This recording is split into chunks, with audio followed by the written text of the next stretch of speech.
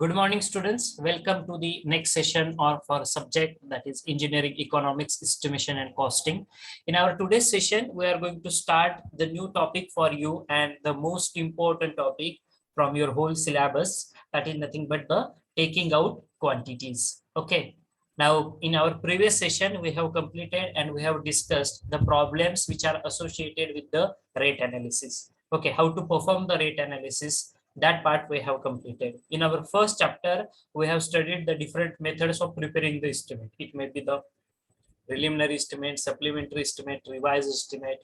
Okay, and the methods to calculate the or to prepare the approximate estimate. Okay, like plinth area method, then your quantity estimation method. Okay, then service unit method, volumetric basis method. Okay, so cubical content method, that is nothing but. So we have studied the different parts yet, but now we are proceeding towards the most important part, that is nothing but the preparing the estimate, detailed estimate. Okay, as we know, we are able to prepare the approximate estimate using the different methods already which we have studied. Okay, but it is very important for you to have the knowledge about how to prepare the detailed estimate of a particular project. Okay, so whenever you are going to work on this site, you are going to prepare the estimate of your project. Okay, you have to prepare the estimate of your project. Why it is important? You know the reason. Okay, because you have to find out the actual expenditure or actual cost which is required for that particular construction work. You must know how much quantity of material that is required for that particular construction activity. Okay, it may be the building project, a residential building is there, or commercial projects are there. So how much quantity of cement I require, how much quantity of coarse aggregate I require, how much quantity of fine aggregate that I require. Okay, so for preparing the you know the importance of estimate, why it is important. So how to start this process of estimation or preparing the process of detailed estimation. Okay, so we are begin our chapter number 3 with the data which is required for preparing the estimate. At first, you must know which data you require to prepare the estimate. Okay, now from your batch, most of the students have completed their diploma. They are having this subject in their last year. Okay, estimation and costing in the last year of first sem of last year. Okay, though you are very much familiar with the concept of this, but again, still it's a brush up for you. And for the students who are from the first year, it's a new point for you. Okay, so listen it very carefully. Listen it very carefully, understand the concept very well. If you have any problem, if you are going to face, okay, please unmute yourself and please ask your queries on that moment, at that moment only. Okay, we will go very slowly as far as problems are considered. If we do practice of one or two problems, then it will be easy for us to continue the problems in the greater depth, at a greater depth. Okay, you can able to find out n number of quantities. Okay, actually in building you are having more than 40-50 quantities. Okay, in your estimate. So what is estimate, you know. Okay, why it is required, you know. Now we are going to study which data you require to prepare the estimate. Okay, so the question may ask to you like this: state or explain the data which is required to prepare the detailed estimate. Okay, so the first data that you require to prepare the detailed estimate is nothing but the drawing. The most essential part of your preparing the estimate is nothing but the drawing. My dear students, my voice is audible? Yes, sir. Okay, because from my end, I'm facing some network issue. So if my voice is not audible to you, please let me know about it. So the first data that you require is nothing but the drawings. Okay, you require the drawings. Why the drawings you require? Okay, because the drawing is the basis or the base from which the quantities of the various items of that particular work is get calculated. You have the plan, you have the permission drawing in your hand. What that drawing indicates, the drawing वरती काय असते रे? So you are going to see the different dimensions which are being presenting on that particular drawings. Correct? You know the diamond. Okay, detailed description of every item is explained, like the qualities, quantities, the workmanship that you are using, and the method of preparation and execution of that particular work. Everything they have explained in the detailed specification. So this is the second important part of our um, preparing the estimate. Okay. Then third important thing that we require is nothing but the rates. Okay. Is nothing but the rates. आपल्याला पुढची सगळ्यात महत्त्वाची गोष्ट कोणती लागते तर rates लागतात. ठीक आहे. आपल्या एस्टिमेट तयार करण्यासाठी. ठीक आहे. मग ह्या रेट्स मध्ये the rates of various materials which are used in the construction and the wages of the different categories of the labors should be available for preparing the estimate. ठीक आहे. आता हे रेट्स का लागतात because after calculating the quantities, it is essential for you to put the rate for that particular quantity. Suppose you have calculated, sir, for this single room of 12 by 15 feet, okay, I require n number of bags. It may be suppose 80 bags. Now you know the quantity of cement that is required, but for purchasing that 80 bags, how much amount that you require? So where you will get this amount? You will get this amount in our state schedule of rates book. Okay, SSR book. From the SSR, you are going to put the rates only. Okay, or you can put your market rates also. Okay, these rates you have to put it in the abstract sheet or in the BOQ sheet. Okay, bill of quantities sheet. Okay, so rates, that is the third important part that you require. And fourth one is nothing but the modes of measurements. Okay, that is the unit of each activity. Sir, I have performed the work of excavation. Sir, I have performed the work of PCC. Sir, I have performed the work of plastering. So in which unit I am going to take the quantities?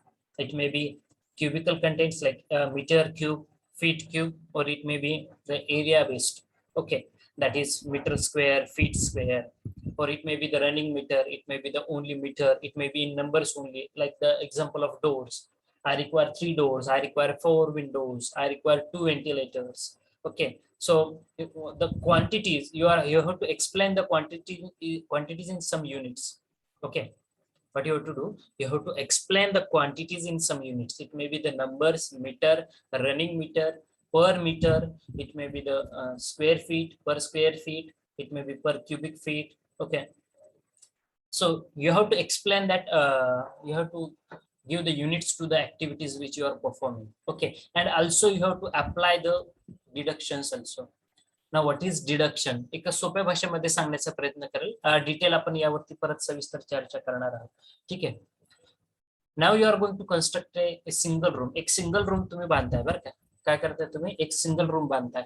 Just a minute, dear students, hold on.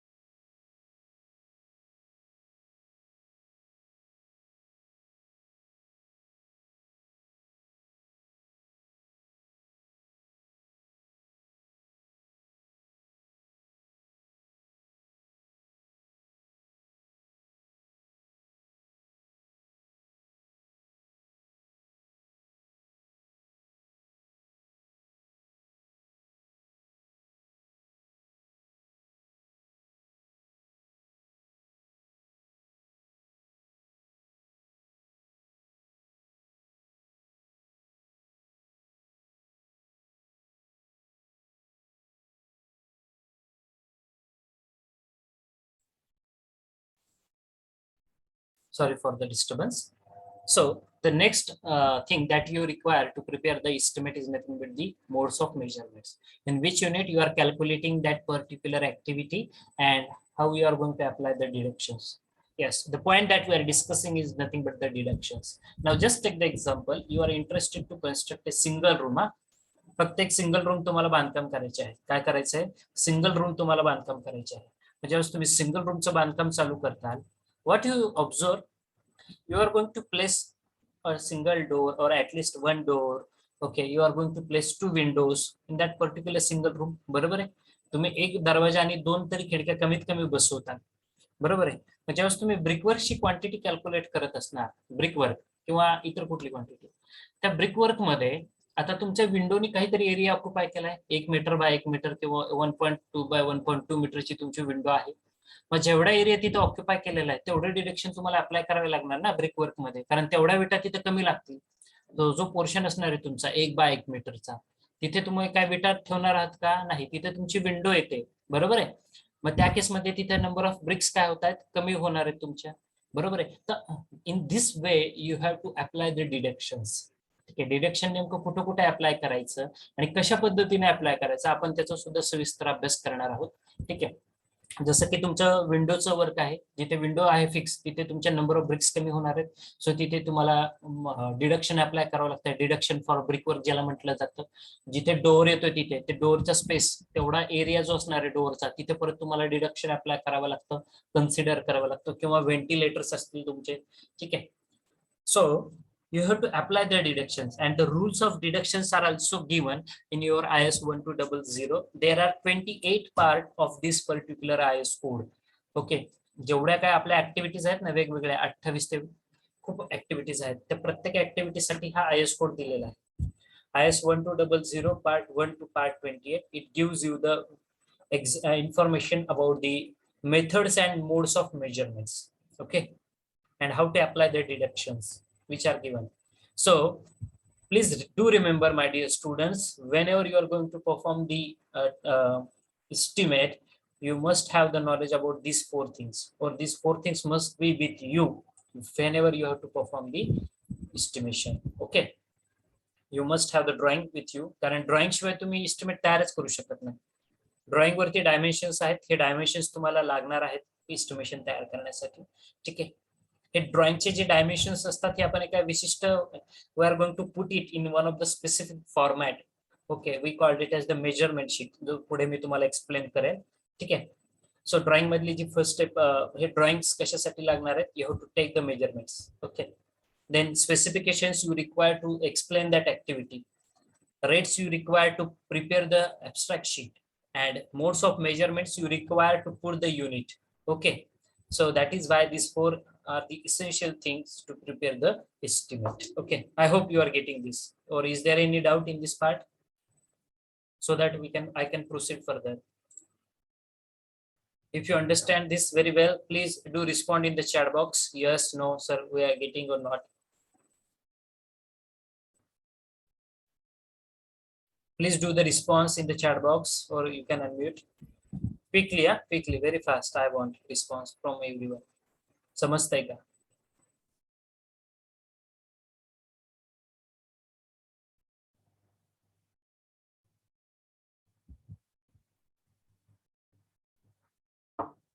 Only 2 responses I have received. Jitendra, Vrushali, Siddheshwar, Dudhani, Prapti. हा point समजलाय? Kshitija, Aishwarya, Surose, Shinde, Ganesh, Rutvik, Prashant, Shreyash, Saurabh. Okay, so this is the first step. Okay, what are the different things that you require to prepare the estimate? Now the second more important part is nothing but what are the key steps which are involved in the preparation of the estimate. What are the key steps which are involved in the preparation of the estimate? ठीक आहे, हे estimate तयार करता असताना कुठल्या कुठल्या steps तुम्ही follow करता, हा point आता आपण discuss करणार आहोत. So the step number 1, very important. a question they are not going to ask you in the examination, okay, but this is very essential part. You must know this. Okay, what are the key steps to prepare the estimate? So the first key step is nothing but the taking out the quantities. Okay, now what is that? Explanation is given in this presentation. So what to do? What we have to do? We have to divide the whole work into the different items of the work. We have to follow basically the principle of serving. First principle of serving, to work from whole to part. Likewise, we have to divide our whole construction activity into the different parts. Why? Because there are so many activities. Excavation is there, then footing is there, then plain portion is there, then slab construction, beam construction, column construction, roofing, flooring, tiling, brickwork, painting, plastering. There are so many activities you are going to perform, correct? So whether it is possible to take all the activities at one point and just directly you are going to do the calculations? No. So what is our step? First step, initial step we are going to follow. We are going to divide the whole project into the different items of the works, such as earthwork, concreting, brickwork, then reinforcement. Okay.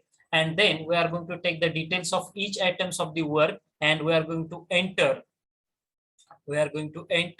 the measurement of each of the work in the measurement sheet. Okay. See what we are going to do. We are going to take out the dimensions using the drawings. Okay. Then we are going to divide our whole work into the different activities. Activities starting to end. पहिली activity कुठली असते रे? We are going to clear the site. Correct आहे? आपण त्या site वरती जी काही झाडं झुडपं आहेत ते आपण रिमूव्ह करतो. ठीक आहे, आधी आपण साईट क्लिअर करतोय. लमसम ऍक्टिव्हिटी आहे, त्याला काही युनिट नाहीये. साईट क्लिअर केल्यानंतर you are going to start the excavation. तुम्ही एक्सकॅव्हेशन चालू करताय. मग ज्या प्रकारची तुम्हाला फुटिंग तिथे प्रोव्हाइड करायची, शालो असेल किंवा डीप फाउंडेशन प्रोव्हाइड करायचं असेल, त्यानुसार तुम्ही एक्सकॅव्हेशन चालू करताय. ठीक आहे. एक्सकॅव्हेशन करता म्हणजेच काय रे? सो जेसीबी असेल किंवा workmanship using the labours, you are excavating the soil and then you are going to put the PCC bed over there. You are going to rest the footing portion. Pedestal column असतात किंवा footing तुम्ही rest करताय, मग त्या footing वरती column येत आहेत, मग तुम्ही प्लिंथ पर्यंतचा पोर्शन क्रिएट करताय, कन्स्ट्रक्ट करताय. प्लिंथ वरणावरती मग तुम्ही कॉलम कन्स्ट्रक्शन, बीम कन्स्ट्रक्शन, मग स्लॅब कन्स्ट्रक्शन, मग ब्रिक वर्क, मग फ्लोरिंग, रूफिंग, पेंटिंग, प्लास्टरिंग सगळ्या ऍक्टिव्हिटीज करताय. करेक्ट आहे? तो एक सिक्वेन्स तुम्ही फॉलो करताय. म्हणजे काय करताय रे? तुम्ही तुमच्या कन्स्ट्रक्शन ऍक्टिव्हिटीला डिव्हाइड करताय वेगवेगळ्या पार्ट्स मध्ये. सो आपल्याला ज्यावेळेस एस्टिमेट तयार करायचा आहे, आपल्याला सर्व ऍक्टिव्हिटीज डिव्हाइड करायच्या वेगवेगळ्या पार्ट्स मध्ये. And when you divide the activities you have to enter their measurements.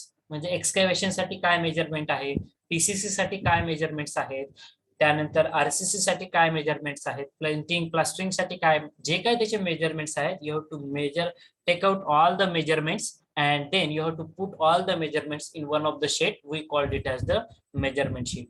Then what is measurement sheet किंवा ते कशा पद्धतीने असते? Again I am going to show you the format of the measurement sheet also. So once the measurement of each item of the work is entered in the measurement sheet, squaring of the dimension is done. Now what is squaring? The second step in preparing the estimate. What is squaring? Squaring is nothing but the calculation of the numbers, length, area, volume, and the entered in which are the data which we are having, the drawing dimensions which we are having, we are going to do the calculation of that dimensions. Okay. मग तुम्हाला व्हॉल्युमेट्रिक content काढायचा आहे, तुम्हाला cubical content काढायचा आहे, किंवा तुम्हाला area find out करायचा आहे. So what you are going to do? You are going to take the length into the account, length, breadth, and height or depth into the account, and then you are going to do the calculations. Okay, then you are going to do the calculations. So the second step in case of you are preparing the detailed estimate is nothing but the squaring. In squaring you have to do the calculations only. Okay, you have to put all the values, dimensions of LBD. Okay, then abstracting. Abstracting is nothing but the cost of each item of the work is calculated at the workable rates. Then total work is carried out or worked out and entered in the abstract estimate form. So after preparing the measurement sheet, our second sheet is nothing but the abstract sheet or abstract form. Okay, आपल्याला abstract form तयार करायचा आहे. आता बघा मला quantity कळली की एका रूम साठी किती लागते. 5 बॅग सिमेंट लागतंय, 2 ब्रास वाळू लागते, 4 ब्रास खडी लागते. हे मी कॅल्क्युलेशन केलंय. कसं केलं रे? either I have performed the rate analysis or I have taken the help of the measurements on the drawings. Okay, I know for this single room this much will be the quantity that is required. So after getting the quantity, what I am going to do, I am going to put the rates for that particular quantity. I am going to put the rates for that particular quantity. आणि ह्या rates कुठे put करतोय मी? माझ्या ऍब्स्ट्रॅक्ट sheet मध्ये. माझ्या ऍब्स्ट्रॅक्ट sheet मध्ये शेवटी after putting the rates you are going to add the contingencies and you are going to add the work charge establishment charges. The contingencies are 3 to 5%, always remember. Okay, and work charge establishment is nothing but 1 to 2%. Now what is contingencies and what is work charge establishment? Okay, again I am going to explain you. Okay, what is contingencies? Contingencies are nothing but the incidental miscellaneous expenses which we are not going to taken into our account during our preparing estimate. ठीक आहे, म्हणजेच काय, बांधकामामध्ये काही अनपेक्षित खर्च असतात, पेटी वर्क्स ज्याला म्हटलं जातं, किंवा मिसलेनियस आयटम्स असतात आपल्याकडे, पेटी आयटम्स असतात. म्हणजेच काय की यापूर्वी इस्टिमेट तयार करताना आपण ते कन्सिडर केले नव्हते. नंतर आपल्याला वाटलं हा इथे काहीतरी आधी शहाबादी फरशी होती, नाही आता मला वाटतंय की इथे विट्रिफाईड टाईल टाकावी. ठीक आहे, आधी मी रेलिंगच प्रोव्हाइड करणार नव्हतो माझ्या स्टेअर्सला. ठीक आहे, रेलिंग. आता मी ठरवले की मला रेलिंग प्रोव्हाइड करायचंय.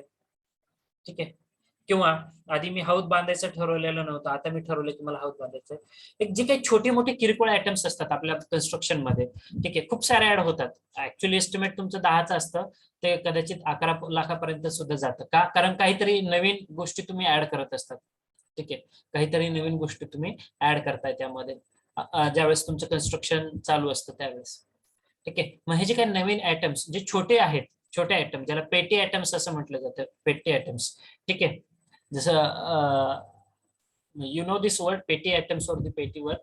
Okay, I think those who know the knowledge of share market also, they are also knowing that. Okay, petty shares. पेटी म्हणजे काय? खूप स्मॉल. ठीक आहे, खूप स्मॉल, मायक्रो ज्याला म्हटलं जातं, मायक्रो लेवलचे. ठीक आहे, मग हे जी काही छोटी मोठी कामं असतात बांधकामामध्ये, ज्याला पेटी आयटम्स किंवा मिसलेनियस आयटम्स असं म्हटलं जातं. आधी असं वाटलं मला सिम्पल पेंट करावा, नंतर मी ठरवलं एशियन पेंट करायचा आहे. ठीक आहे, अजून थोडंसं चांगल्या क्वालिटीचं पेंट करायचं आहे. ठीक आहे, आधी मला वाटलं होतं की पायऱ्या ज्या आहेत त्या सिम्पल ठेवायच्या आहेत. ठीक आहे, नंतर मी ठरवलं की नाही आरसीसी मध्ये करायचं आहे. आपला खर्च वाढतोय, थोडाफार खर्च वाढतोय. मग हा जो काही किरकोळ खर्च असतो ज्यावेळेस तुम्ही कन्स्ट्रक्शन ऍक्टिव्हिटी करताय, किंवा अचानक पाऊस पडलाय आणि 5 बॅग सिमेंटच्या खराब झालेल्या आहेत, मग हे जे काही इन्सिडेंटल एक्सपेन्सेस असतात. ठीक आहे, ते काय फक्त एखादा आयटम तुम्ही नवीनच वाढवताय असं काय नाही, एखाद्या गोष्टीचं नुकसान झालंय आणि मग त्यामुळे परत तुम्हाला काहीतरी एक्स्ट्रा अमाऊंट लागते. ठीक आहे, तर तो जो खर्च असतो त्याला कॉन्टिजेन्सेस असं म्हटलं जातं. Miscellaneous incidental expenses for the petty items, we called it as the contingencies. आणि त्यानंतर आहे दुसरं वर्क चार्ज इस्टॅब्लिशमेंट. आता कॉन्टिजेन्सीस 3 ते 5% असतात, म्हणजे टोटल जे इस्टिमेट केलं 10 लाख, 10 लाखाच्या परत 3% तुम्हाला एक्स्ट्रा त्यामध्ये ऍड करावे लागते अमाऊंट. ठीक आहे, दुसरं आहे work charge establishment. Work charge establishment म्हणजे काय? आता ज्यावेळेस तुम्ही कन्स्ट्रक्शन साईट असते तुमची चालू असते, तुम्ही बघितलं असेल अपार्टमेंटच्या वगैरे साईटला एक छोटासा पत्र्याचा शेड असतो, तिथे 2 लोक राहत असतात किंवा एखादा मजूर कामगार राहत असतो, आणि तो त्या पूर्ण कन्स्ट्रक्शन ऍक्टिव्हिटीचं निगराणी ठेवत असतो. तिथे काय लागणारं मटेरियल आलंय त्याचं काळजी घेणं. ठीक आहे, किंवा तिथे सिक्युरिटी गार्ड असतात, चौकीदार असतात तुमच्या कन्स्ट्रक्शन साईटवरती. ठीक आहे, मग हे जे चौकीदार असतात किंवा सिक्युरिटी गार्ड तुम्ही तिथे फिक्स करताय. ठीक आहे, किंवा तिथे जे असतात लोक जे तुमच्या मटेरियलची काळजी घेत आहेत, किंवा छोटी मोठी अजून काही कामं करतायत, साफसफाई असेल, किंवा जे क्लायंट आले, एखादं गिरायक आलंय मग त्याला ते दाखवायचं, एखादा फ्लॅट वगैरे दाखवायचं, छोटी मोठी जी कामं असतात ना. ठीक आहे, मग हे चौकीदार वगैरे जे तुम्ही ठेवतात. ठीक आहे, त्या तो जो खर्च आपण करतो त्याला म्हटलं जातं वर्क चार्ज इस्टॅब्लिशमेंट, की जो 1.5 ते 2% घेतात आपल्या बांधकाम क्षेत्रामध्ये. बघा, कॉन्टिजेन्सेस 3 ते 5% आहे, वर्क चार्ज इस्टॅब्लिशमेंट तुमचं 1.5 ते 2% आहे. त्यानंतर हे 2 सगळ्यात महत्वाचे खर्च तुम्हाला धरायचे आहेत. ठीक आहे, या झाल्या steps for preparing the estimate. आता यामध्ये काही कुणाला doubt? Please do let me know.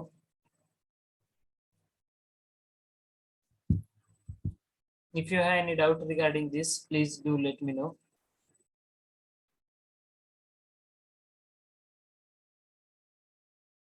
Are you getting the steps? Please do respond, yes or no. So repeat once again, anything. Because when we start the problem, this theoretical part which we have discussed, you will get it very well. Okay, you will understand it very well. Okay. What is taking out? What is mean by squaring? Squaring म्हणजे calculations करतोय. कसं घेतोय calculations? ठीक आहे. Are you getting everyone? If yes, then we can proceed for the next one. Okay.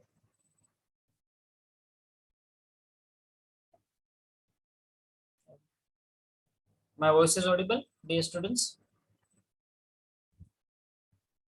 Hello? Because from my end, I am facing some network issue. We are going to start our problems after this, but I am not able to share the screen. I don't know. I will wait for another 1 minute. Sheet and face sheet. Okay.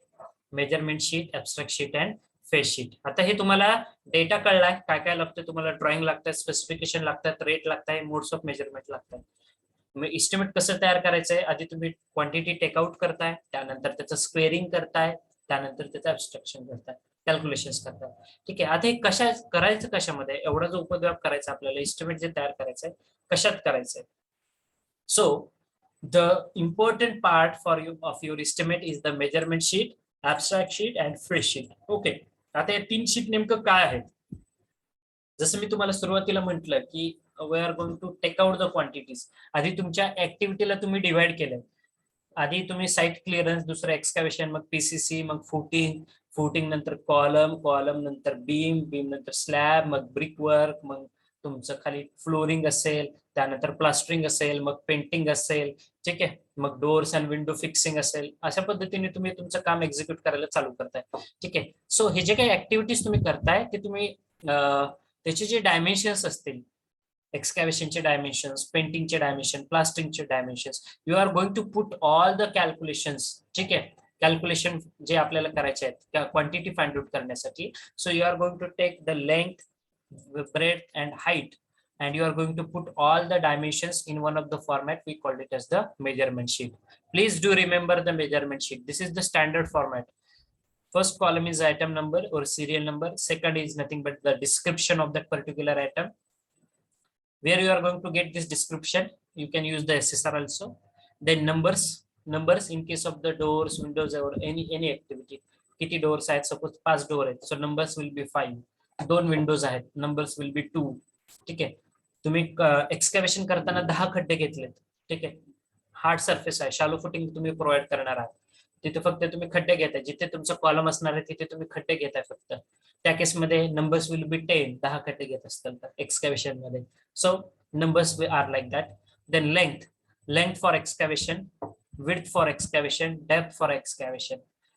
After that you are going to calculate the quantity. हा जो column number 7 आहे कसा calculate करायचा आहे, सगळ्यात महत्त्वाची step आहे. So the quantity is equals two numbers multiplied by length multiplied by breadth multiplied by height or depth which is applicable. So multiplication of all this column number 3 to column number 6, you will get the quantity. And after getting the quantity, you can take out the summation of all the quantities to have the total quantity. That is your column number 8. Okay. So this is the measurement sheet. Measurement sheet मध्ये आपण फक्त काय करतोय रे, activities आणि त्याचे dimensions put करतोय. परत एकदा सिंपल वे मध्ये सांगण्याचा प्रयत्न करेल. मेजरमेंट शीट मध्ये काय करताय तुम्ही, तुमचं जे काय वर्क आहे ते जे तुम्ही डिफरंट डिवाइड केलेलं आहे डिफरंट पार्ट्स मध्ये, त्या ऍक्टिव्हिटीज तुम्ही मेन्शन करताय आणि त्या ऍक्टिव्हिटीज साठी असणारे डायमेन्शन्स जे तुम्ही ड्रॉइंग्स वरनं घेताय. तुमच्या हातामध्ये ड्रॉइंग असतं, तुम्हाला माहिती आहे की ह्या ड्रॉइंग साठी काय डायमेन्शन्स आहेत.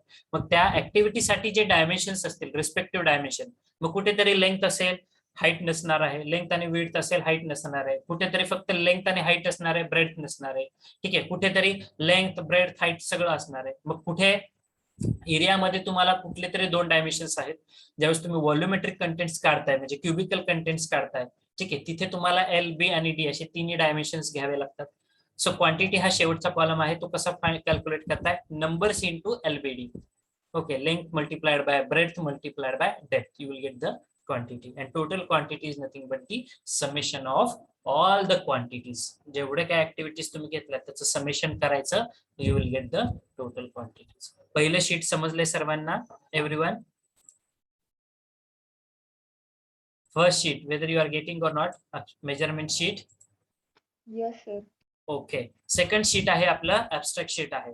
ऍबस्ट्रॅक्ट शीट मध्ये फर्स्ट कॉलम आहे सिरियल नंबर, सेकंड कॉलम आहे क्वांटिटी. क्वांटिटी कुठून फाइंड आउट केली रे? क्वांटिटी तुम्ही फाइंड आउट केली तुमच्या मेजरमेंट शीट मध्ये, कॉलम नंबर 7. तीच क्वांटिटी इथं तुम्ही पुटअप करणार आहात. त्यानंतर आहे त्याचं डिस्क्रिप्शन. डिस्क्रिप्शन जे तुम्ही मेजरमेंट शीट मध्ये डिस्क्राईब केलेलं आहे तेच डिस्क्रिप्शन इथे तुम्हाला रिपीट करायचं आहे. त्यानंतर आहे सगळ्यात महत्वाचं युनिट. जे मी तुम्हाला म्हटलं, मोड्स ऑफ मेजरमेंट ही चौथी रिक्वायरमेंट असते एस्टिमेट तयार करत असताना. एखादी ऍक्टिव्हिटी आहे, प्लास्टरिंग आहे, कशामध्ये कॅल्क्युलेट करताय तर मीटर स्क्वेअर किंवा स्क्वेअर फीट मध्ये तुम्ही घेताय. तेच एक्सकॅव्हेशन असेल मीटर क्यूब मध्ये घेताय, नंबर ऑफ डोअर्स असतील नंबर्स मध्ये घेताय, ठीक आहे. So you have to explain that activity in some of the unit. It may be meter cube, meter square, or it may be per meter, it may be running meter, or it may be in numbers. So unit you are going to put. After putting the unit, you are going to put the rate. You are going to put the rate. Okay, rate तुम्ही put करताय using the SSR. Unit rate आणि rate तुम्ही दोन्ही गोष्टी put करताय. आणि त्यानंतर amount. ही amount कशी calculate करताय? Amount is nothing but quantity multiplied by the total rate for that particular item. Okay, quantity multiplied by the rate. Okay, you will get the particular amount. Just a minute, dear students.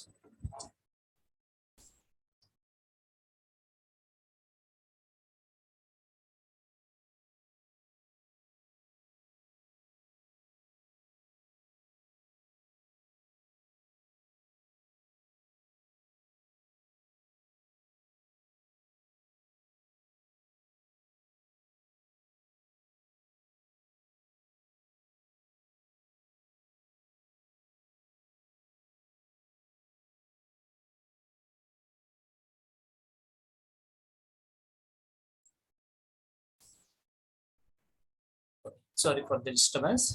चलो, so this is the second sheet, that is your abstract sheet. Okay, हे abstract sheet आहे. abstract sheet मध्ये amount हा एक महत्त्वाचा column असणार आहे, quantity multiplied by the rate. After getting the abstract sheet, you are going to prepare the face sheet also. Okay, not necessary, but professional तुमच्या career मध्ये हे शीट सुद्धा तितकंच महत्त्वाचं आहे. वरचे 2 शीट्स तुम्हाला आपल्या बी लेवलला तुम्ही बघितलं असेल, सिलेबस मधला पार्ट आहे. फेस शीट हा एक महत्त्वाचा पार्ट असतो. फेस शीट म्हणजे नेमकं काय, तर तुम्ही for your building construction whatever the total estimate that you are getting, you have to add some other charges also and that are reflected in the face sheet. Okay, मग face sheet मध्ये आधी estimated cost, जे तुम्हाला abstract sheet मध्ये ही जी amount मिळालेली आहे ना, final amount, that is nothing but your estimated cost. You are going to put over here. After that you have to add the water supply and sanitary charges. बरोबर आहे, तुमच्या estimate मध्ये तुम्हाला add करावेच लागतील. ठीक आहे, वॉटर सप्लाय आणि सॅनिटरी. जनरली वॉटर सप्लाय आणि सॅनिटरी चार्जेस जे आहेत ना, ते 6 ते 10% आहेत. थंब रूल जे सांगतो साईटवरचा, बरं का, 6 ते 10%, 10 ते 12% सुद्धा घेतात, असं काही नाहीये. ठीक आहे, आजकाल महागाई खूप आहे, प्रचंड आहे. ठीक आहे, त्यानंतर इलेक्ट्रिफिकेशन चार्जेस 8 ते 12% घेतात जनरली साईटवरती. जे थंब रूल आहे तो सांगतोय मी तुम्हाला. कॉन्टिजन्सेस 3 ते 5% तुम्हाला माहिती आहे. वर्क चार्ज इस्टॅब्लिशमेंट 1 ते 2% आहे. ठीक आहे, आणि यामध्ये अजून एक महत्वाचा कॉलम असतो, तो आहे तुमचा म्हणजे ज्यावेळेस तुम्ही एस्टिमेट तयार करताय, तो आहे तुमचा महत्वाचा कॉलम कॉन्ट्रॅक्टर्स प्रॉफिट. ठीक आहे, यामध्ये सिरियल नंबर 6 मी जरूर ऍड करेल आवर्जून.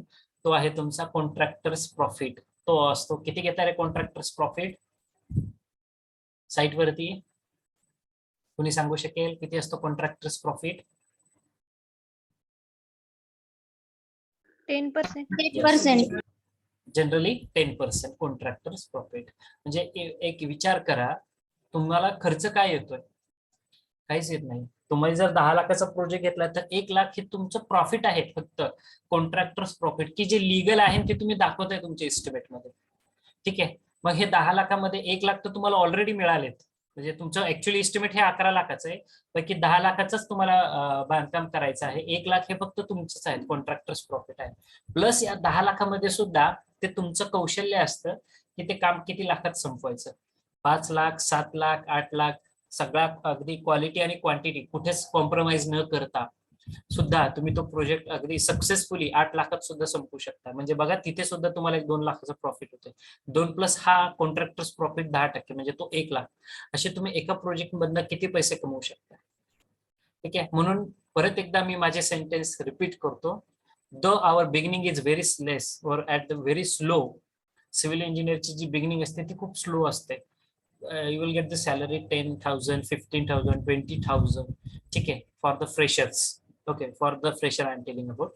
Okay, but if you gain the experience of at least 2 to 3 years, okay, with that much of competency with you, okay, जर तुम्ही एक्सपिरियन्स गेन केला, then no one is there to defend you. ठीक आहे. If you start your own project, you just imagine. ठीक आहे, एक G+5 चा project घ्या, G+4 चा प्रोजेक्ट घ्या. अपार्टमेंट जी सध्या चालू आहे, एका फ्लोअरला 3 ते 4 फ्लॅट्स तुम्ही टाकून द्या. तुम्हाला कॉस्ट लागेल जवळपास 1.5 कोटीपर्यंत. चला असं धरा, एकदम क्वालिटीचं काम आहे तुमचं, 1.5 कोटीच्या आसपास खर्च येतो तुम्हाला. आणि ज्यावेळेस तुम्ही हे सेल आउट करताल प्रोजेक्ट, तुम्ही बघताल तुमचा प्रॉफिट किती आहे तो. ठीक आहे, तुम्ही बघताल तुम्ही तुमचा प्रॉफिट किती आहे. इतकं पण तुम्हाला ऍक्च्युअली खर्च येणार नाही तो. एक पाऊण एक कोटी म्हणजे 70 ते 75 लाखाच्या आसपास तुमचं एस्टिमेट जाईल. ठीक आहे, 1 करोड धरून चला मॅक्स टू मॅक्स. एकदम हाय क्वालिटी, एकदम प्रिसाइज वर्क आहे, एकदम हाय क्वालिटीचं मटेरियल तुम्ही यूज केलं, स्टँडर्डचं यूज केलं. ठीक आहे, तुमचा तो प्रोजेक्ट बघा तुम्हाला किती पैसे देऊन जातो. ठीक आहे, तुम्ही एका फ्लोअरला 4 जरी फ्लॅट्स काढलेले असतील, 3 जरी फ्लॅट काढले, लक्झरियस फ्लॅट काढलेले असतील, एक फ्लॅट तुमचा कमीत कमी 20 ते 25 लाखाला जातोय. म्हणजे तुम्हाला एका फ्लोअरलाच तुमचं एक ऍक्च्युअल कन्स्ट्रक्शन कॉस्ट मिळून जाते. तुम्ही जे इन्व्हेस्टमेंट केली एकाच फ्लोअरला, पहिल्याच फ्लोअरला निघून जाते. ठीक आहे, पुढचे वरचे फ्लोअर तर सगळे प्लस मध्ये आहेत. मग प्लस त्यामध्ये तुमचा कॉन्ट्रॅक्टर्स प्रॉफिट आहे. ठीक आहे, म्हणजे तुम्ही इमॅजिन करा. म्हणून सांगतोय, our beginning is very slow, keep the thing in your mind. But after getting the beginning, okay, after gaining the experience of 3-4 years, okay, good experience, I'm saying. असं नाही की सगळेच जण मग करोडपती होतात, असं काही नाहीये. ते तुमच्या स्किल वरती डिपेंड आहे टोटली. ठीक आहे, कशा पद्धतीने तुम्ही एक्झिक्यूट करताय. सगळेच लोक स्वतःचा बिझनेस चालू करू शकत नाहीत. ठीक आहे, करू शकताय, पण त्यासाठी थोडीशी खटाटोप म्हणा, कॉन्टॅक्ट असणं गरजेचं आहे, काम मिळवणं गरजेचं आहे, काम घेणं सुद्धा तितकंच. कारण इतकी काय सध्या मार्केटमध्ये कॉम्पिटिशन आहे सिव्हिल इंजिनिअरिंगला सुद्धा. ठीक आहे, खूप कॉम्पिटन्सी आहे. तुम्ही बघितलं असेल, प्रत्येक कॉलनीमध्ये तुम्हाला एक बिल्डरचं ऑफिस दिसतं. ठीक आहे, they are not engineers, but they are builders, और they are having some experience. Okay, डिग्रीवाले इंजिनियर्स जे आहेत ना, ते फार कमी आहेत. बिल्डर लाईन, डेव्हलपर्स लाईन ही खूप मोठ्या प्रमाणामध्ये आहे आपल्याकडे. ठीक आहे, they have gain the experience, they have the money with them, and they have started this business because they know what is this business, okay, and how can they how much amount they can earn from this business. So don't take it lightly, though your beginning is very slow. Keep the patience, definitely you will get everything which you want. आणि कंपनीमध्ये सुद्धा packages खूप चांगले होतात, दणकन packages वाढतात. 3-4 वर्ष experience असेल, I don't think more than less than 30,000 तुम्हाला कुठे मिळेल. ठीक आहे, it is more than that. Minimum बोलतोय मी. एक्सपेक्ट करूया 50च्या आसपास सुद्धा मिळू शकतात. आणि 7-8 वर्षाचा एक्सपिरियन्स झाला तर तुम्ही 70-80च्या घरात जाता. ठीक आहे, खूप आरामशीर. त्यामुळे सुरुवात जरी स्लो असेल, आणि ज्यावेळेस तुमचा 7-8 वर्षाचा एक्सपिरियन्स असतो ना, त्यावेळेस तुमचे स्वतःचे प्रोजेक्ट तुम्ही चालू करू शकताय, कंपनीचं पण काम कंटिन्यू ठेवू शकताय. ठीक आहे, खूप काही करू शकता तुम्ही त्या केसमध्ये. बॅक ऑफिसला काम करू शकता, सबलेट करू शकता काम तुमच्या मित्रांना, तुम्ही लायसन काढताय स्वतःचं.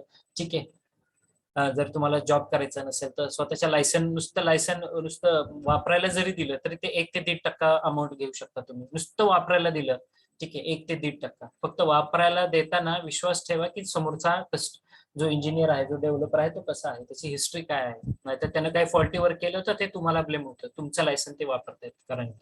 ठीक आहे, so take care of it. Okay, so these are the 3 important sheets for this thing, that is your measurement sheet, abstract sheet, and phase sheet. Okay, now if you have any doubt regarding this, we can You can unmute yourself and you can discuss with me. Otherwise, everyone please notebook and pen with you. I will give you 1 minute to take the pen, notebook and calculator in your hand, and we directly start with the problems. Okay. We are going to start with the center line method at first. How to prepare the estimate. आणि त्याबद्दल center line method आपण start करणार आहोत. So I will give you 1 minute to prepare yourself. Okay.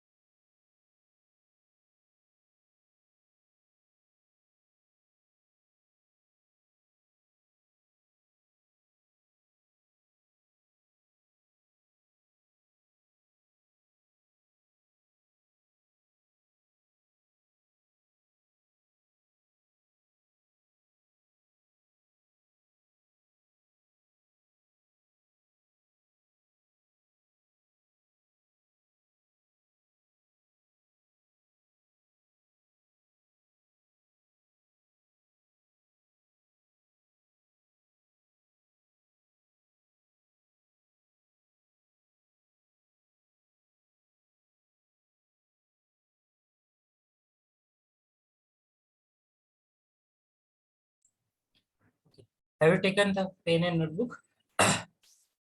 Let's start with the problem. I will start with the first method of I will share the screen.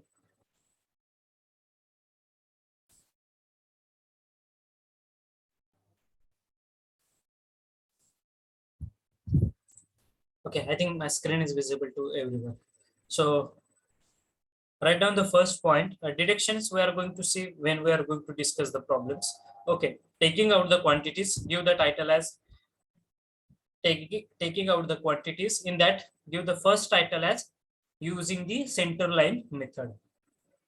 Using the center line method.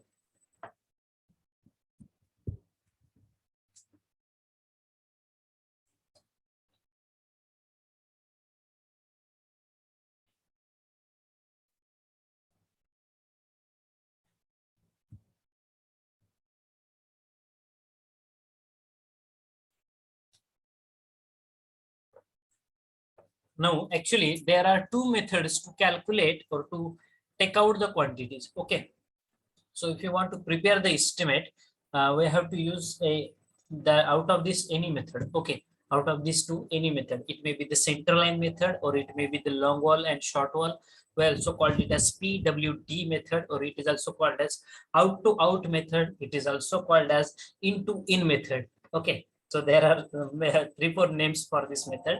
Okay, first one is center line, and this is, I think, most widely used method in case of preparing your estimate. Okay, जर तुम्हाला estimate तयार करायचं असेल तर सर्वात जास्त वापरण्यात येणारी हीच मेथड आहे, सेंटर लाईन मेथड. तुमच्या एक्झाम मध्ये they are not going to mention you which method you have to use. You can solve the problem using any method. You can prepare the estimate using any method. If they have mentioned, then only use that method. Okay, so the first method is nothing but the center line method. So before starting this method, at first you just draw this diagram. I want to see whether you are drawing or not. So everyone, please turn on your videos. I want to see whether you have taken the notebook, pen in your hand. Pragati, Sonali, Aishwarya. Everyone, please turn on your videos. Mahesh.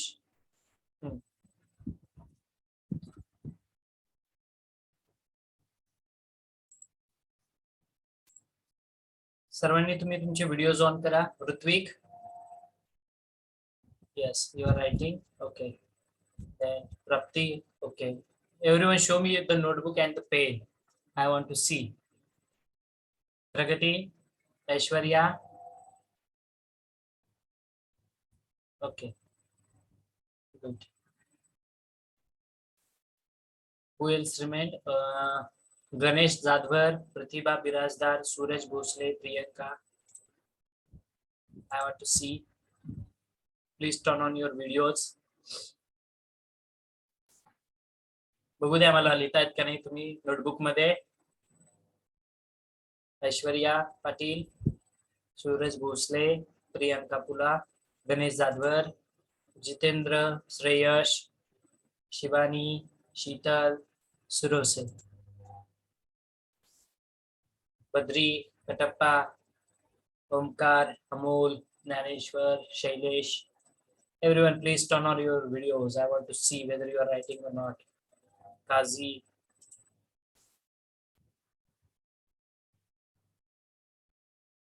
Okay, chalo. I'm happy you are writing.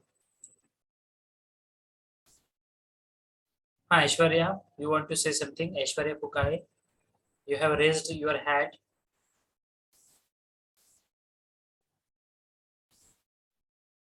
Okay, so draw this diagram at first. At first, we are going to see very simple problem. Very simple problem we are going to discuss. It's a problem of 2 rooms. Okay, now you are having one project. एक 1 RK ची scheme असते ना. चला तिथून सुरुवात करूया आपण. पहिला प्रॉब्लेम आहे, फक्त 2 सिंगल रूम आहेत. बघा, 2 रूम आहेत फक्त. रूमचे डायमेन्शन्स दिलेत 4 बाय 5 मीटर. हे रूमचे डायमेन्शन्स काय इंडिकेट करतात? Whether these are internal dimensions or the external dimensions 4 by 5 meters. Internal dimensions. Yes, Internal. very good. These are the internal dimensions. Okay. Yes. These are your internal dimensions. Okay. So 2 rooms having the size 4 by 5 meters. 2 doors, as you can see. I am also use the pointer. Okay. This is the door 1. This is your door 2. Okay. This is your window number 1, 2, 3, 4. So 4 windows, 2 doors. The room dimensions are 4 by 5 meters. So draw this diagram at first. Okay. After drawing this diagram, this is the plan. आता हे plan आहे तुमच्या हातामध्ये. हे dimensions तुम्हाला दिसतात. ठीक आहे. Second diagram that you have to draw is nothing but the cross section of the wall. I think पहिली डायग्राम झाली असेल. मी फार वेळ देणार नाही तुम्हाला. पटपट पटपट ड्रॉ करायचे डायग्राम्स. ठीक आहे. सेकंड डायग्राम महत्वाची आहे. ठीक आहे. ही आहे cross section of the wall. This is the second diagram. Please draw it very fast. Cross section of the wall. Everyone, please draw it.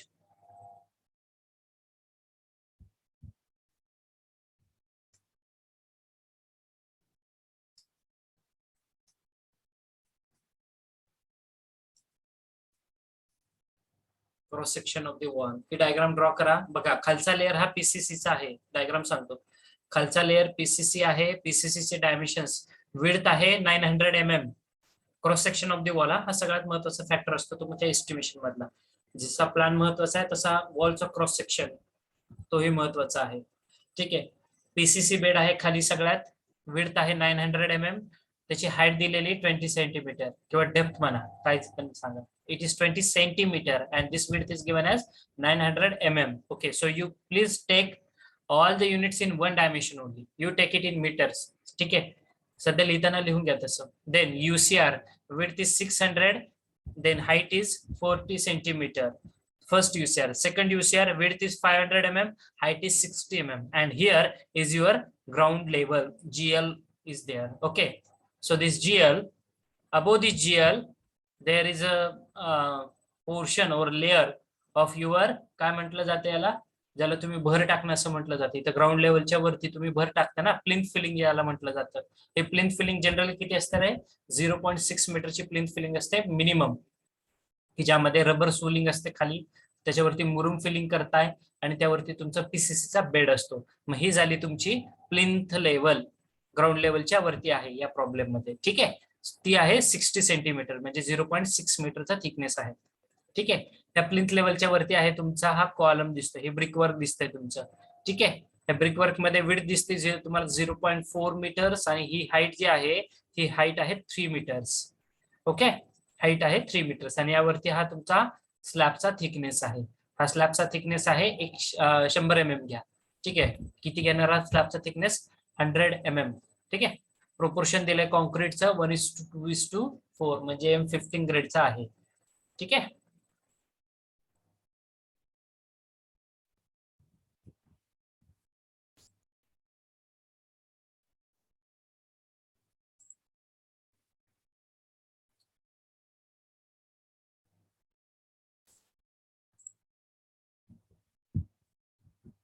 Okay. हा स्लॅबचा थिकनेस असणार आहे 100 mm स्लॅबचा थिकनेस आहे, 1:2:4 प्रोपोर्शन आहे. Floor to floor height 3 metre दिलेली आहे. हा डीपीसीचा layer आहे इथे, हा जो दिसतोय डार्क हा डीपीसीचा लेअर आहे. ब्रिकवर्क वॉलची थिकनेस किती आहे तर 0.4 मीटर दिलेली वॉलची थिकनेस. हा तुमचा प्लिंथ आहे, ही भर टाकलेली ही तुमची प्लिंथ लेवल आहे. ठीक आहे, त्यानंतर ही तुमची जीएल आहे, खाली युसीआर आहे, खाली पीसीसी, आणि पीसीसीच्या खाली काय केलेलं आहे रे तुम्ही, एक्सकॅव्हेशन केलेलं आहे. बरोबर आहे, त्या पीसीसी, या पीसीसी जिथं रेस्ट आहे म्हणजे इथपर्यंत तुम्ही एक्सकॅव्हेशन केलंय ना, त्या पोर्शन मध्ये तुम्ही एक्सकॅव्हेशन केलेलं आहे. ठीक आहे, जीएल पासून या डेप्थ पर्यंत आलात तुम्ही, इथपर्यंत एक्सकॅव्हेशन केलंय. इथे तुमचा पीसीसीचा बेड रेस्ट केलाय, त्यावरती तुमचा फुटिंगचा पोर्शन तुम्ही स्टार्ट केलाय. ठीक आहे, मग हा लोड बेरिंग फ्रेम दिसते तुम्हाला. जर क्रॉस सेक्शन ऑफ वॉल तुम्ही बघताल तुमच्या लक्षात येईल, it's a load bearing structure, simple structure. Okay, किंवा आरसीसी सुद्धा असू शकतं, असं काही प्रॉब्लेम नाही. या डायग्राम मध्ये त्यांनी असं काही मेन्शन केलेलं नाहीये. ठीक आहे,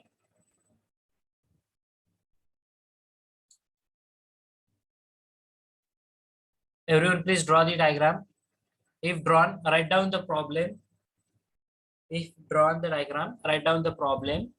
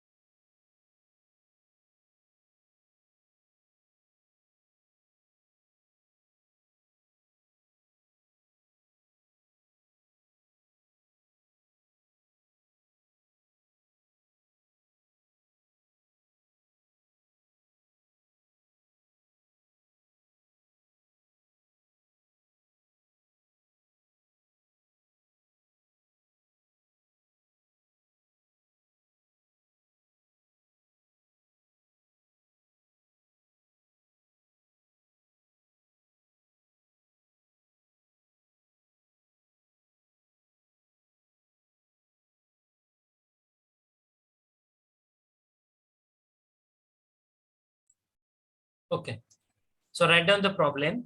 If you have completed this drawing, the figure shows the plan and cross section of the wall of a building.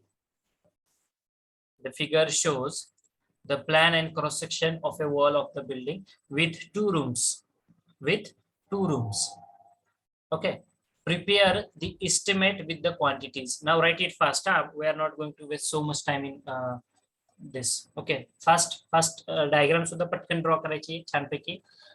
व्यवस्थित ड्रॉ करा डायग्राम. अशी एकदम छोटीशी कोपऱ्यामध्ये कुठेतरी लिहू नका व्हायची, अशी छानपैकी सुटसुटीत असली पाहिजे डायग्राम. तुम्हाला अंडरस्टँडिंग झालं पाहिजे.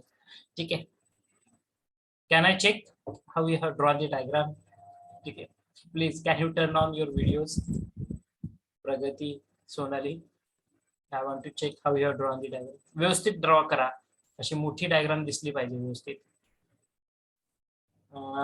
I can see the diagram of Sonali has drawn nice diagram.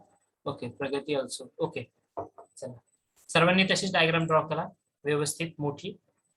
Write down the problem. Figure shows the plan and cross section of the wall of a building with 2 rooms. Prepare the estimate with the quantities. Which quantities you have to derive? Quantities they have mentioned. Write down. First quantity, earthwork in excavation in foundation. Write it faster. First quantity, earthwork in excavation in foundation. Second quantity, PCC bed.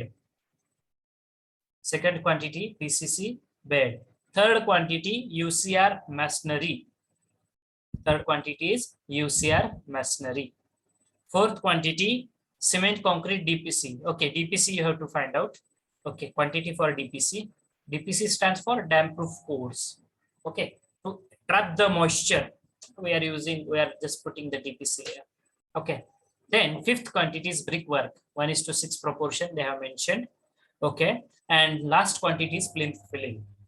Last quantity is plinth filling. Now all these 6 quantities you have to calculate using only center line method. ठीक आहे. आता ही centre line method म्हणजे काय आधी हे समजून घेऊया आणि मग आपण पुढच्या क्वांटिटी एस्टिमेशन कडे जाऊ. ठीक आहे. सेंटर लाईन या शब्दामध्येच त्याचा अर्थ दिलेला बघा, centre line. So in centre line method what actually you are going to do, you are going to draw the center line, okay, in your plan, whatever the plan that you have.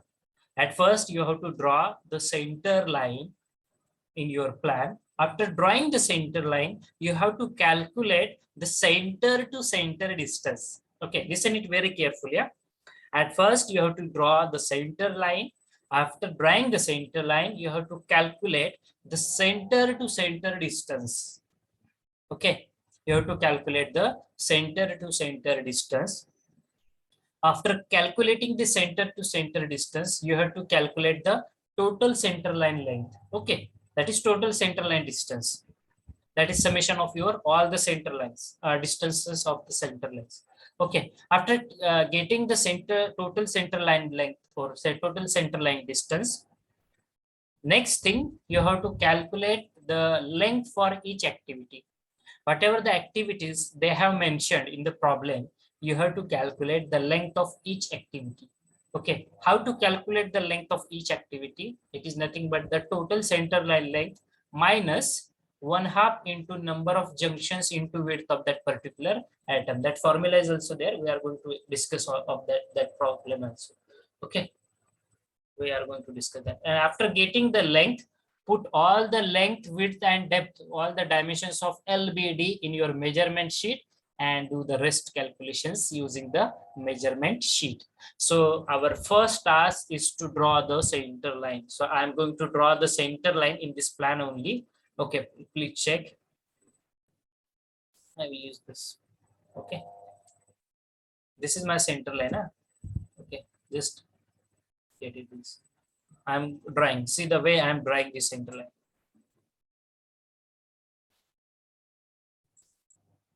Then from this point to this point. Okay. Then from this point to this point. From this point to this point. Okay. आता diagram मध्ये मी centre line draw केलेली आहे. ठीक आहे. After drawing the center line, I have to calculate the distances.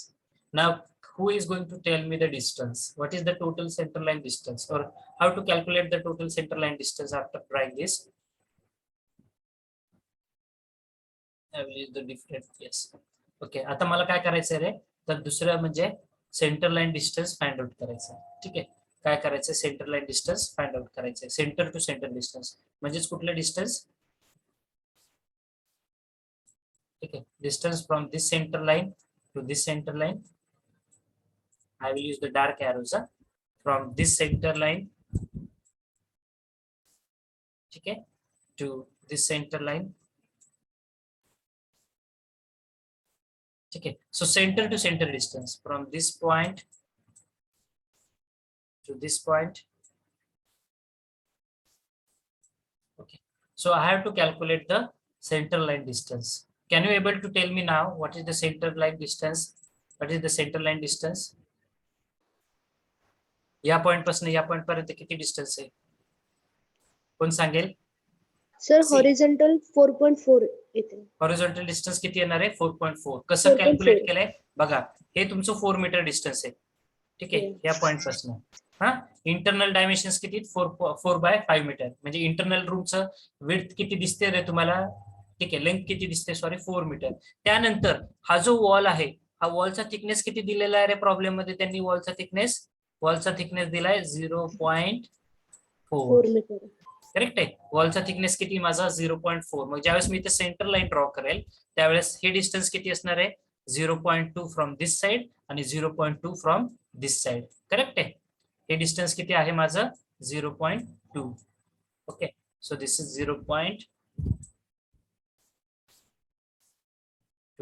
Okay, so 0.2 plus 4 plus 0.2.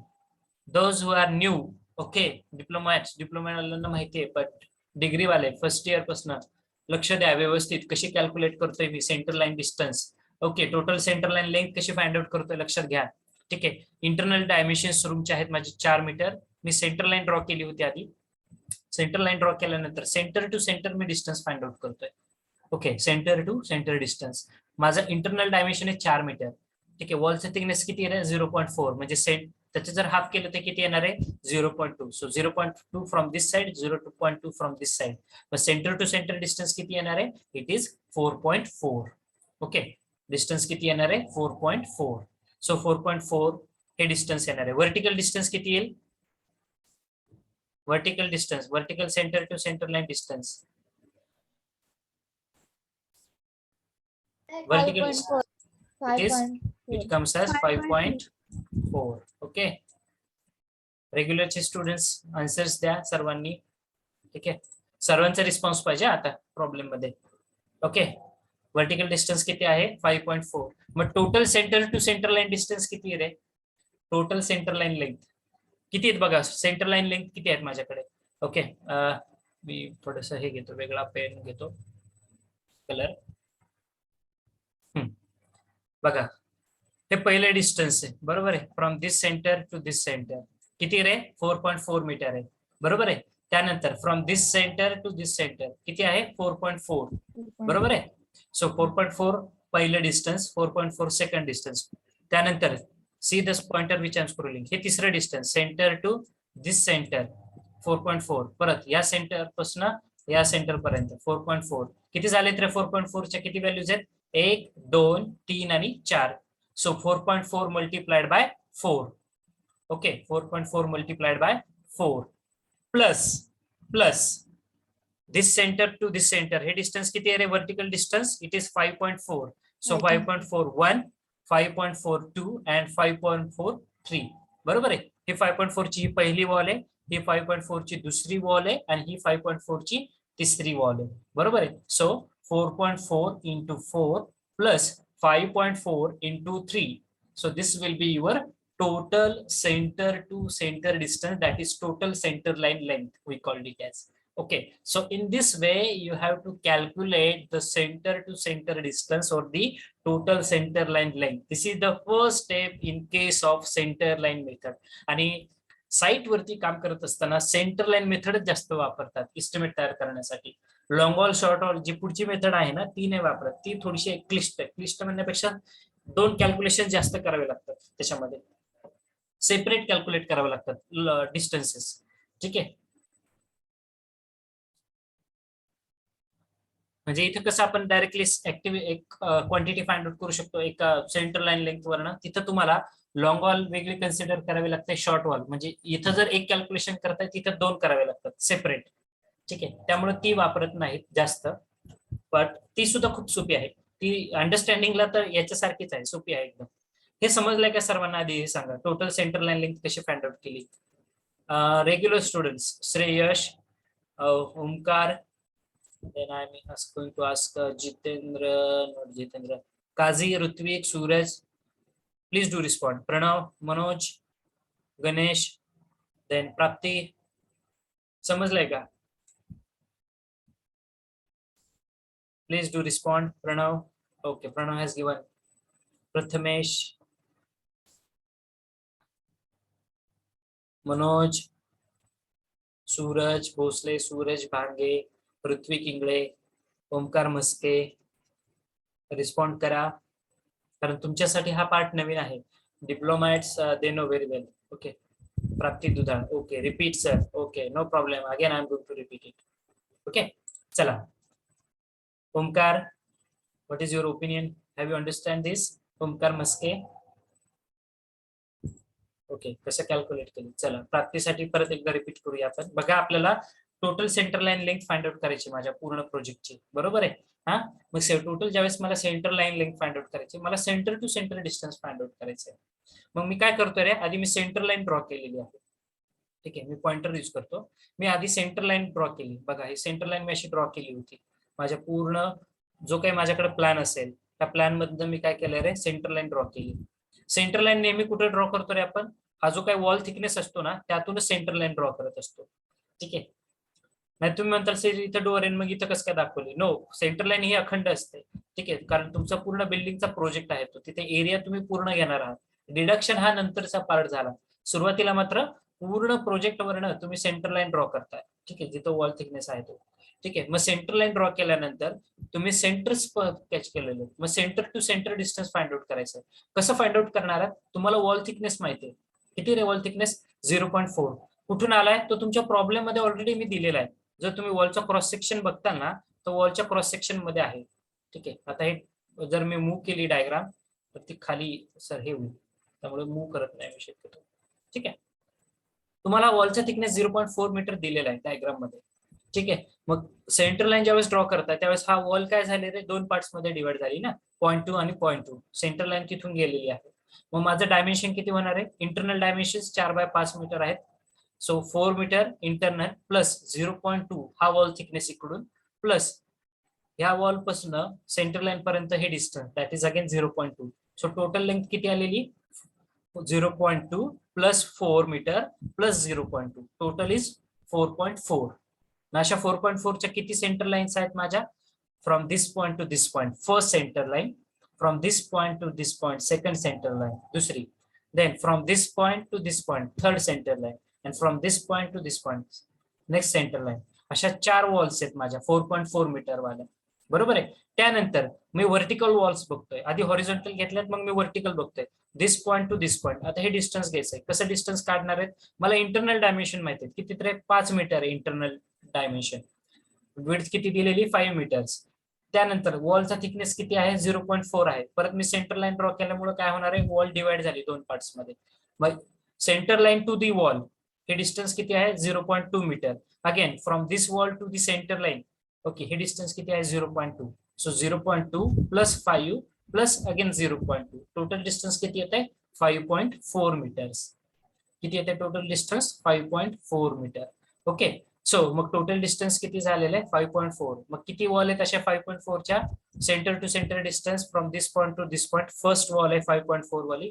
Second wall from this point to this point ही सुद्धा 5.4 आहे vertical wall, आणि ही आहे तिसरी वॉल 5.4 वाली from this point this centre point to this centre point. मग 5.4 च्या किती वॉल आहेत रे? 1, 2 आणि 3. आणि 4.4 च्या किती वॉल आहेत? 1, 2, 3 आणि 4. हॉरिझॉन्टल, आधी हॉरिझॉन्टल घ्या, त्यानंतर सगळ्या व्हर्टिकल वॉल्स घ्या. आधी सगळ्या हॉरिझॉन्टल वॉल प्लॅन मध्ये जे दिसतंय तुम्हाला, म्हणजे लेंथ, त्यानंतर त्याची विड्थ. ओके, मग त्याला हॉरिझॉन्टल व्हर्टिकल कुठलाही शब्द वापरा. सो ते डिस्टन्स आले माझं 4.4 च्या 4 वॉल्स आहेत आणि 5.4 च्या 3 वॉल्स आहेत. So 4.4 multiplied by 4 plus 5.4 multiplied by 3, total distance, total centre line length, या प्लॅनची टोटल सेंटर लाईन लेंथ किती येते मग ती कॅल्क्युलेट करा. किती आली आहे? कोणी केली का कॅल्क्युलेट? 33.8 मीटर. 33.8 मीटर्स. प्राप्ती समजले आता? हो प्लीज सर, डू रिस्पॉन्ड. हा, समजले. ओके, ठीक आहे. आता तुम्हाला अशा पद्धतीने सेंटर लाईन फाइंड आउट करायची असते. तुम्ही वाटलंच तर तुमच्या प्लॅन मध्ये हे जे मी दाखवले ना अशा पद्धतीने डायग्राम ड्रॉ करा. मी 1 मिनिट देतो कम्प्लीट करण्यासाठी. हे डायमेन्शन्स दाखवून घ्या कारण हे पार्ट इरेज करायचं आहे मला. Everyone please draw it. तुमचा जो तुम्ही प्लॅन काढला होता त्यामध्ये सेंटर लाईन मेथड मध्ये सेंटर लाईन आधी ड्रॉ करा, डिस्टन्सेस घ्या आणि total centre to centre distance किती आले ते कॅल्क्युलेट करा. It is 33.8 metres. Okay, it is 33.8 meters.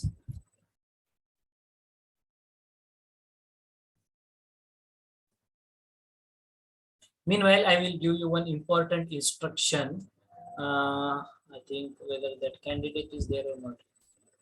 Dear students, if you have any backlog in your third year, okay, if you belongs to any backlog, तुमचा जर कुठला backlog असेल तर बॅकलॉगचे form कॉलेजमध्ये येऊन तुम्हाला ऑफलाईन भरायचे आहेत. तुम्ही तुमच्या मित्रांना हा मेसेज कन्वे करा. ज्या विद्यार्थ्यांचा कुठलाही बॅकलॉग आहे, सेकंड इयर, थर्ड इयर, कुठलाही बॅकलॉग असेल तर तो बॅकलॉगचा जो फॉर्म असणार आहे हा तुम्हाला कॉलेजमध्ये येऊन भरायचा आहे. तेही लवकरात लवकर येत्या 2 ते 3 दिवसामध्ये कंप्लीट करायचं आहे काम. ठीक आहे, ही एक महत्वाची पहिली इन्स्ट्रक्शन आहे. दुसरी instruction is about the vaccination. ज्या विद्यार्थ्यांचे फर्स्ट डोस झालेले आहेत त्यांनी सेकंड डोस कधी आहे शेड्यूल केलेला तो बघा आणि त्यानुसार वॅक्सिनेशन घ्या. ज्यांचे दोन्ही डोस पूर्ण झालेले आहेत they can visit to college and if they want they can live in the hostel premises so that they can complete their project work also. If you have the plan for your MPC, UPSC or this upcoming exam, तुम्हाला study करायचा आहे, घरी होत नाहीये तर तुम्ही college join करू शकताय by taking prior permission from the authorities. ठीक आहे, तसं अलाउड केलेलं आहे. ठीक आहे, आणि आय थिंक सगळ्यांचे झाले. ज्यांचे झाले नाही त्यांनी सर्वांनी डोस लवकरात लवकर घ्या. बिकॉज दिस डेटा अगेन तुम्हाला आज किंवा उद्या एक गुगल फॉर्म शेअर करेल मी, विद्यापीठाचा आहे तो. विद्यापीठाला परत एकदा आपल्याला डेटा सबमिट करायचा आहे अपडेट करून.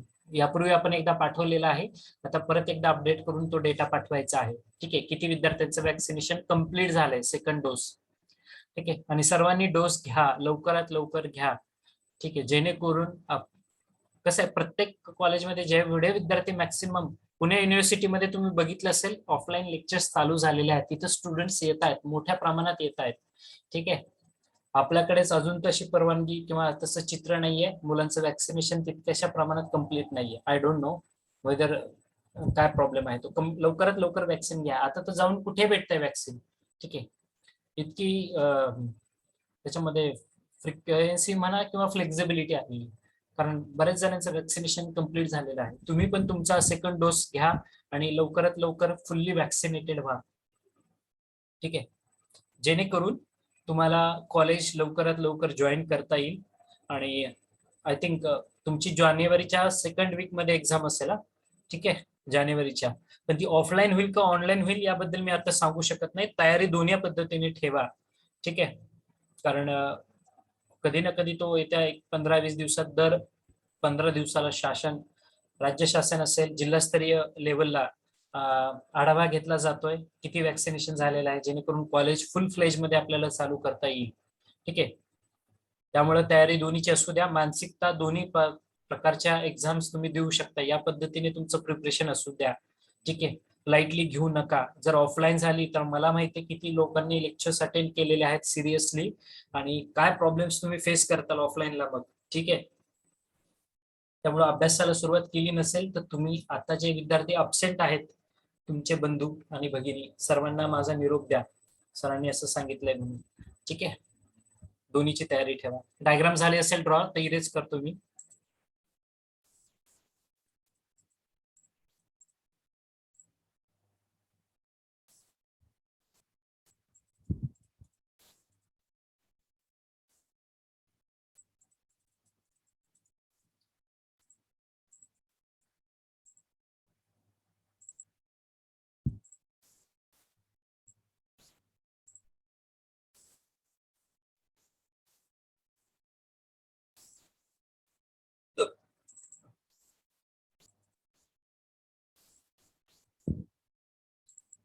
आणि मला जेव्हा केव्हा संधी मिळणार आहे त्यावेळेस मी लेक्चर्स घेणार आहे तुमचे, कारण क्वांटिटी एस्टिमेशन आणि टेंडर हे दोन महत्वाचे पॉइंट्स आहेत आणि व्हॅल्युएशनचा प्रॉब्लेम्स वगैरे ते थोडा खूप छोटा पार्ट आहे. पुढचा सिलेबस खूप फास्ट होतो, सगळं थिअरिटिकल आहे, बट व्हॅल्युएशन मध्ये प्रॉब्लेम्स आहेत आणि यामध्ये प्रॉब्लेम्स आहेत. आणि एक लक्षात घ्या, मागच्या वर्षीची जी एक्झाम झाली होती, ऑनलाईन बद्दल बोलते, ऑनलाईन एक्झाम 50 मार्काचा जो तुमचा पेपर झालेला होता त्यामध्ये 35 मार्काला प्रॉब्लेम आलते, फक्त प्रॉब्लेम्स आलते 35 मार्काला. ठीक आहे, बाकीच्या 15 मार्कालाच थिअरी आलती. त्यामुळे प्रॉब्लेमची जर प्रॅक्टिस नसेल तुमची तर it will be very difficult. त्यामुळं जे काही प्रॉब्लेम्स आपण घेतोय ना, छोटे मोठे डिस्कस करतोय, ठीक आहे, हे सगळे प्रॉब्लेम्स त्यानंतर मी तुम्हाला नोट्सही शेअर केल्या. तुम्ही टीचिंग डायरी बघा, माझी टीचिंग डायरी मी अपडेट केलेली आहे. 2 चॅप्टरच्या नोट्स टाकलेल्या आहेत, तिसऱ्या हे सेंट्रल लाईनच्या पण नोट्स आय थिंक त्यामध्ये आहेत. ठीक आहे, अभ्यासाला पूर्ण जोरात तयारी करा. फक्त 1 महिना तुमच्या हातात आहे आणि खूप महत्वाचा आहे तो. ठीक आहे, तुमचा स्कोर जितका महत्वाचा आहे, स्कोर करण्यासाठी हे सब्जेक्ट अंडरस्टँड होणं गरजेचं आहे. ठीक आहे, तुमचं प्रिपरेशन चालूच ठेवा, तुमचं जे काही टार्गेट आहे एमपीएससी यूपीएससी गेट एक्झाम, पण त्यासोबत सिलेबस आणि विद्यापीठाला विसरू नका. ठीक आहे, खूप महत्वाचे, नाहीतर तिथे गेट क्वालिफाय होऊन उपयोग नाही जर तुम्हाला इकडे एक्सटेन्शन मिळालं तर. ठीक आहे, एखादा सब्जेक्ट बॅकलॉग राहिला तर. ओके, कारण मागच्या वर्षीचा पेपर इतका सोपा नव्हता. It was difficult for the students, कारण प्रॉब्लेम सोडवायला 2 मिनिटापेक्षा जास्त वेळ जातोय आणि तुमच्याकडे फक्त 1 ते 1.5 मिनिट मिळतात एका क्वेश्चन साठी तुम्हाला. ठीक आहे, 90 मिनिटात पेपर संपवायचा आहे तुम्हाला, 90 का 60 मिनिटामध्ये. ठीक आहे, मग ते एका प्रश्नाला तुम्हाला 1 ते 1.5 मिनिटच आहे. तेवढ्यात जर तुम्हाला फॉर्म्युले माहित नसतील so it will be difficult. त्यामुळे ते फॉर्म्युले वगैरे सर्व काही लिहून असं छानपैकी एक पेज तयार करा, कुठला फॉर्म्युला आहे, कशाचा आहे, प्रॉब्लेमची चांगल्या पद्धतीने प्रॅक्टिस करा. आपण अप्रॉक्सिमेट मेथड्सचे प्रॉब्लेम्स अजून घेतले नाहीत, सोपे आहेत खूप, त्यामुळं त्याचे काही इतके हे नाही, तुम्ही नुसते वाचले तरी लक्षात येतात ते फॉर्म्युला वगैरे. ठीक आहे, आणि मी प्रॅक्टिस घेईल, त्याची सुद्धा घेईल मी, कारण आधी आपल्याला डिटेल एस्टिमेट महत्वाचं आहे. ओके, कारण तुमचा सिलेबस बदललाय, त्यामध्ये तो नाहीये, त्यामुळे मी तो पार्ट फक्त थ्योरेटिकल घेतलाय, हा मात्र आपण इन डिटेल जाणार. ओके, सो आता सर्वांनी I think total central line length find out केलेली आहे. पुढचा point, central line length find out केल्यानंतर आपल्याला length for each activity find out करायची. आता आपल्याला ऍक्टिव्हिटीज किती विचारलेत रे? एक्सकॅव्हेशन विचारलंय, पीसीसी विचारलंय, यूसीआर विचारलंय, डीपीसी विचारलंय, ब्रिक वर्क विचारलंय, प्लिंथ फिलिंग विचारलंय. 5 ते 6 क्वांटिटीज विचारल्यात त्यांनी, बरोबर या प्रॉब्लेम मध्ये. बघा, एक्सकॅव्हेशन आहे, पीसीसी आहे, यूसीआर आहे, डीपीसी आहे, ब्रिक वर्क आहे, प्लिंथ फिलिंग आहे. ठीक आहे, हा बघा ज्यावेळेस मी प्रॉब्लेम घेतलाय, ठीक आहे, वरचा प्लॅन बघा, वरचा प्लॅन माझा सिंपल होता. यानंतर मी सेंट्रल लाईन प्लॅन ड्रॉ केलेला आहे, हा जो तुम्ही सेंट्रल लाईन प्लॅन पाहताय. 4.4च्या 4 वॉल्स आहेत आणि 5.4च्या 2 वॉल्स आहेत. ठीक आहे, मग त्यानंतर मी total central line length find out केली 33.8. सर्वांनी उत्तर चेक करा, बरोबर आले का ते. After getting this you have to calculate the length for each activity. What you have to do, you have to calculate the length of each activity. Okay, so how to calculate the length of each activity? The formula for length of each activity, that is excavation, PCC, जे काही तुम्हाला problem मध्ये विचारलेलं आहे.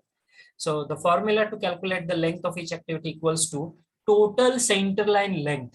Everyone please write it down. Length for each activity, whatever asked in your question paper. Okay, so that length equals to total center line length minus make a bracket 1/2 into n into b. 1/2 into n into b. What is this n? This n stands for number of junctions. This n stands for number of junctions and this b stands for the width of that particular atom. मग हे एक्सकॅव्हेशन ची, ही बघा PCC ची ही width आहे. I will use the pointer for your understanding. He PCC ची width आहे, ही यूसीआर ची width आहे 600 mm, ही यूसीआर 2 ची विड्थ आहे, ही तुमच्या ब्रिक वर्क ची विड्थ आहे. ठीक आहे, 0.4 mm. ठीक आहे, so the formula to calculate the length of each activity is nothing but total centre line length. Okay, total centre line length minus 1/2 minus make a bracket 1/2 into number of junctions into B. आता हे number of junctions काय भानगड आहे? Whenever you are going to use the center line method, you have to see the cross walls.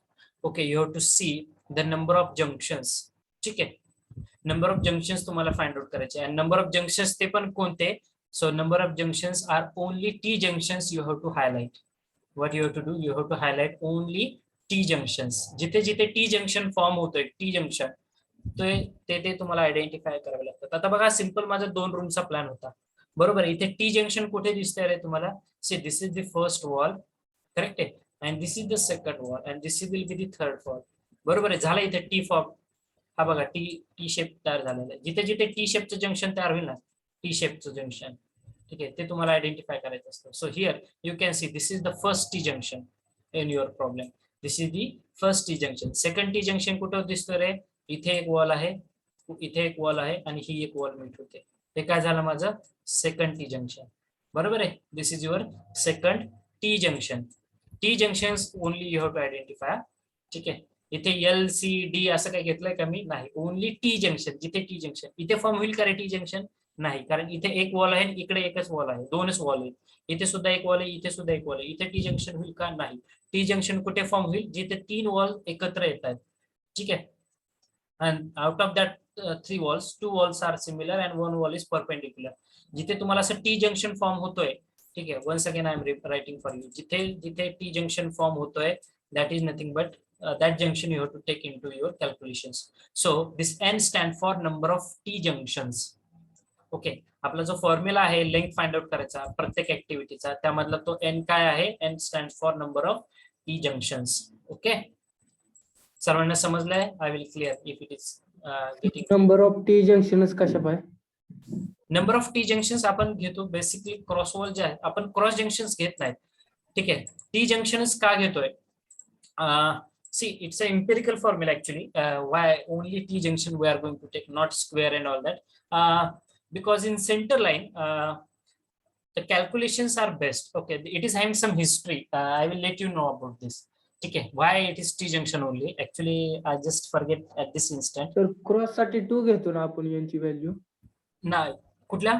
Square साठी का? But it is the rare case, so that I am not going to discuss at this moment. आता घेणार नाही आपण ती केस. जिथे number of junctions 2 म्हणजे ती जी व्हॅल्यू आहे ती 2 कुठे घेतात? ठीक आहे, हे आपण जिथे तुमचा असा स्क्वेअर तयार होतो का तिथे तुमची 2 ही व्हॅल्यू घेतात, पण तसा प्रॉब्लेम आता डिस्कस करणार नाहीये आपण. आता फक्त सिंपल केस घेतोय आपण. ठीक आहे सर, ते टी जंक्शनचं रिझन तेवढं सांगा. Yes, yes. Why only T we have to take? I will take. Let you all know about this. I just forget at this moment. Yesterday also I explained this part to A division, but right now I just forget. Okay, that history is there. Okay, so T junctions we have to identify. Now in our problem we are having 2 T junctions. This is the first T junction. ठीक आहे, हा पहिला T junction होता तुमचा आणि हा दुसरा T junction आहे.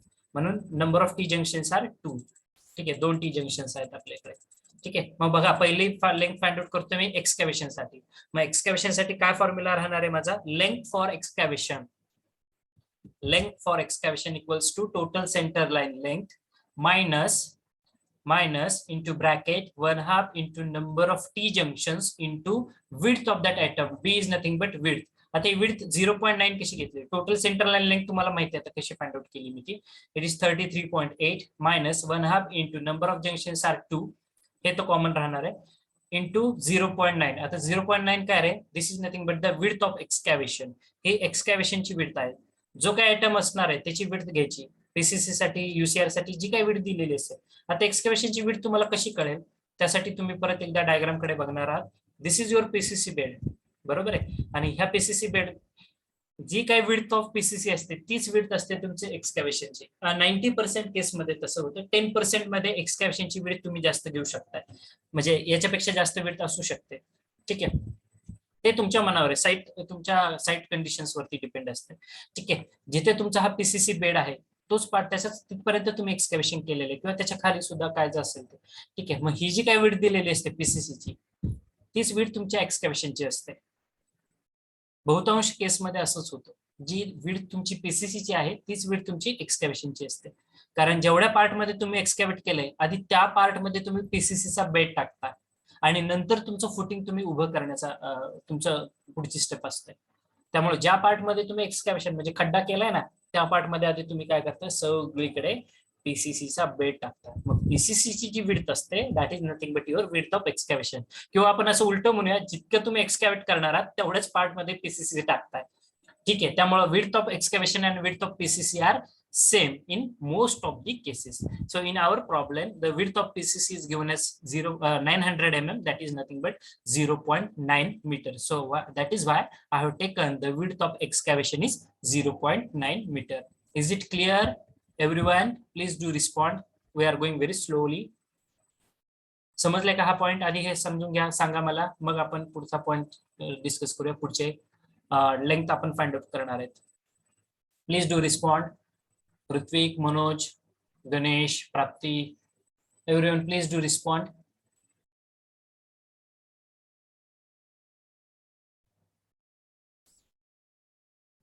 ऐश्वर्या, ओके.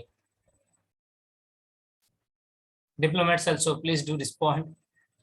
समजलं हा पॉइंट कसा केलाय, कशी लेंथ फाइंड आउट केली. लेंथ ऑफ ईच आयटम, आधी तुम्हाला total centre line length find out करायची, त्यानंतर सेकंड स्टेप आहे आपल्याला length of each item find out करायची सेंटर लाईन लेंथ मध्ये. ठीक आहे, लेंथ ऑफ ईच आयटम आपल्याला फाइंड आउट करायची आहे. सर्वांनी रिस्पॉन्ड करा. Only 2 responses I have received. दोघांना समजले का? Please do respond. Yes, no, repeat, something like that. Do it fast.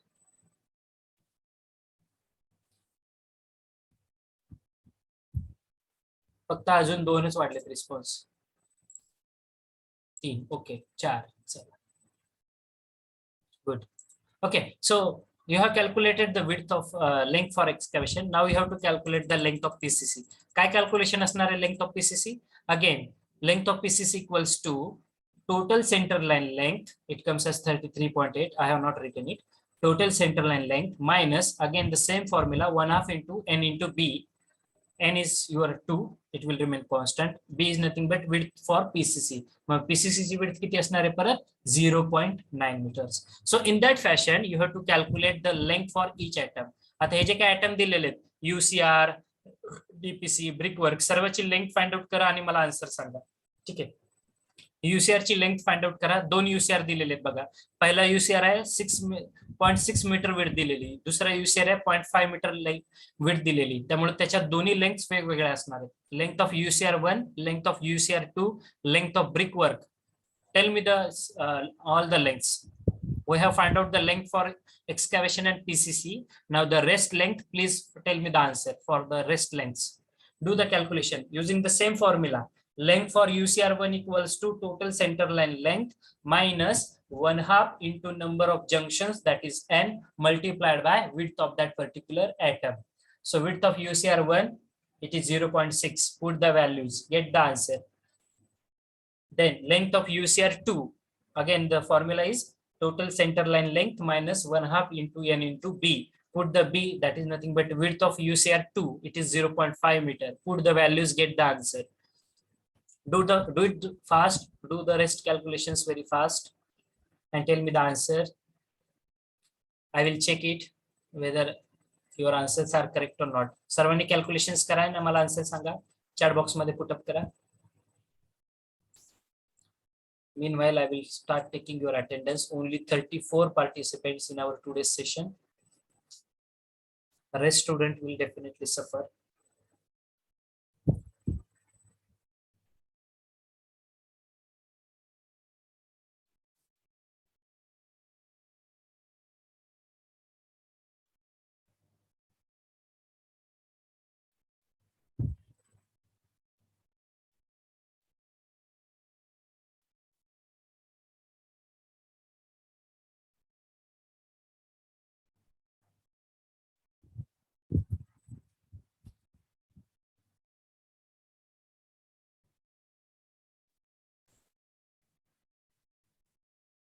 See, your attendance is captured also. Your time of login and your time of logged out.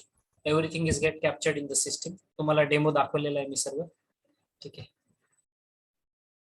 नुकसान होणार आहे, खूप नुकसान करतायत विद्यार्थी. तुमच्या मित्रांना सांगा एकही लेक्चर मिस करू नका. क्वांटिटी जर समजलं नाही कसं तयार करतात, कसं करणार साइट वरती. कमीत कमी हा चॅप्टर आणि टेंडरिंगचा चॅप्टर सगळ्यात महत्वाचा आहे. टेंडरिंग आणि व्हॅल्युएशनचा प्रॉब्लेम्स. ठीक आहे. हे 3 चॅप्टर झाले म्हणजे तुमचा सिलेबसच झालाय, बाकी काहीच नाही. प्रत्येक गोष्ट ही एकमेकांवरती थोडीशी डिपेंडेंट आहे. हे 3 पॉइंट्स तुम्हाला कळले. how to do the estimate, how to fill the tender, what is tender, and what is valuation, कसं करतात valuation. If you know these three things, you will get whole subject. Okay. Sir हा बोला.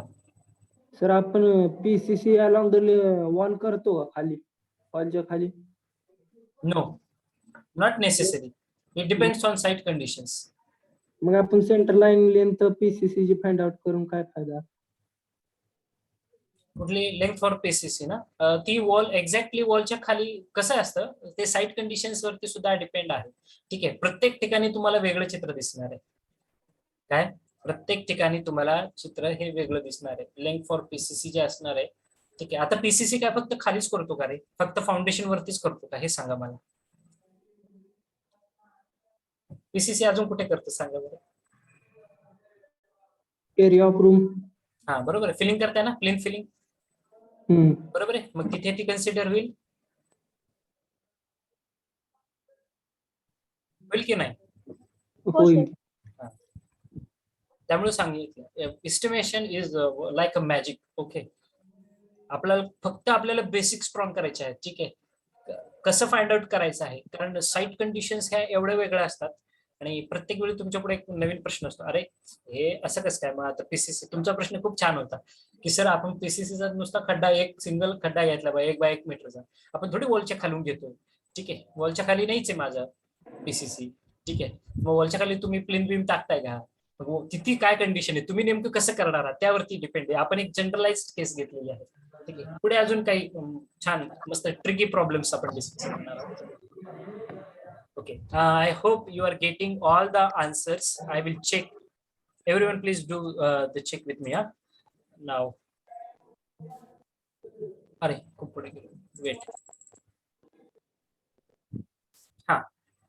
Length for PCC is 32.9. Length for excavation is 32.9. Then length for UCR1 it is 33.2. Everyone, please check. Length for UCR1 width किती आहे? 0.6 metre आहे UCR1 ची, that is 600 mm. ठीक आहे, ही length काय बदलत नाही. बरोबर आहे, 1 हा बदलणार नाही, नंबर ऑफ जंक्शन्स बदलणार नाही, फक्त पी ची व्हॅल्यू बदलते प्रत्येक ह्याच्यामध्ये लेंथ फाइंड आउट करताना, कारण प्रत्येक ऍक्टिव्हिटी वेगवेगळी आहे. UCR1 ची विड्थ आहे 0.6 मीटर, UCR2 ची विड्थ आहे 0.5 metre. Check the calculations, it is 33.2 and 33.3. त्यानंतर डीपीसी विड्थ आहे 0.4 मीटर. ती वॉल ब्रिक वर्क्स असणार आहे, तुमचं जे वॉल आहे त्याच्या खाली असतो तो डीपीसीचा लेअर. ठीक आहे, 33.4 आलेला आहे आणि ब्रिक वर्कचे सुद्धा 33.4च असणार आहे. ठीक आहे, are you getting the same answer as like me everyone? Shreyash Sakhare and Shreyash Gosavi, are you getting the same answer as like me? Omkar Maske, then Ganesh Jadhavar, Manoj Ghumkar, Rutvik Ingale, Prapti Dudhal, Sheetal बहिरवादे, Sonali Patil, Aishwarya Patil, Aishwarya Metkari, Metkari. हा 7 नंबर क्वांटिटी साठी प्लिंथ फिलिंग साठी 7 number quantity plain filling it is not there. I think it is not there. It is how much त्यासाठी area लागेल ना त्यासाठी for plain filling? हा that is the next part. I will discuss it in our measurement sheet. Okay, इथपर्यंत काढल्यात? Yes sir. Okay, सर्वांचं उत्तर same आहे. बरं, पुढे चालायचं मग मेजरमेंट शीट कडे. बघा, after getting the lengths for each activity, the next step in our preparing the estimate is to prepare the important part. We called it as the measurement sheet. Okay, we called it as the measurement sheet. Now you know the contents of the measurement sheet. ठीक आहे, हे notes मधलं शिकवतोय मी सध्या आपल्या कॉलेजच्या hand return notes मधलं. ठीक आहे, so next part is nothing but the measurement sheet. पुढचा प्रॉब्लेम आपण व्हाईट बोर्ड वरती घेणार आहोत, अनसॉल्व प्रॉब्लेम असणार आहे युनिव्हर्सिटी क्वेश्चन पेपर मधला. ठीक आहे, सो नेक्स्ट पार्ट आहे measurement sheet. Measurement sheet, what are the contents of the measurement sheet? First is item number or serial number, you can put it, then description of the item, then numbers, then length, width, depth or height, then quantity and total quantity. Okay, so this is nothing but the measurement sheet. So everyone please draw the measurement sheet. एक separate page वरती measurement sheet draw करा सर्वांनी. Title द्या measurement sheet म्हणून आणि ते draw करून घ्या सर्वांनी छानपैकी. कॉलम आखा व्यवस्थित, पट्टी पेन्सिल हातामध्ये असू द्या. ठीक आहे, कसं एक गिचमिट करू नका. एका सेपरेट पेज वरती मेजरमेंट शीट ड्रॉ करा. Item number, description, numbers, length, width, depth और height, then quantity, and last but not the least, that is total quantity.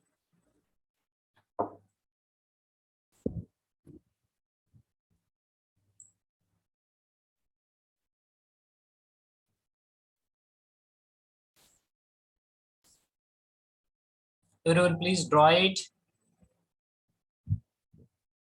Everyone please draw it.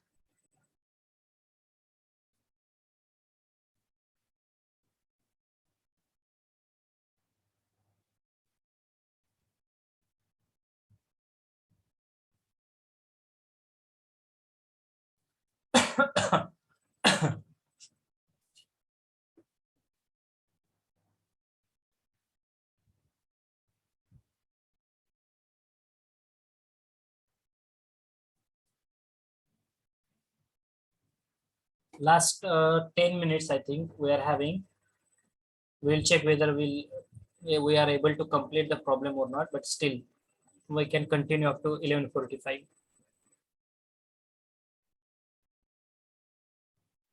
Everyone please draw it, the measurement sheet. If drawn, let us start the problem.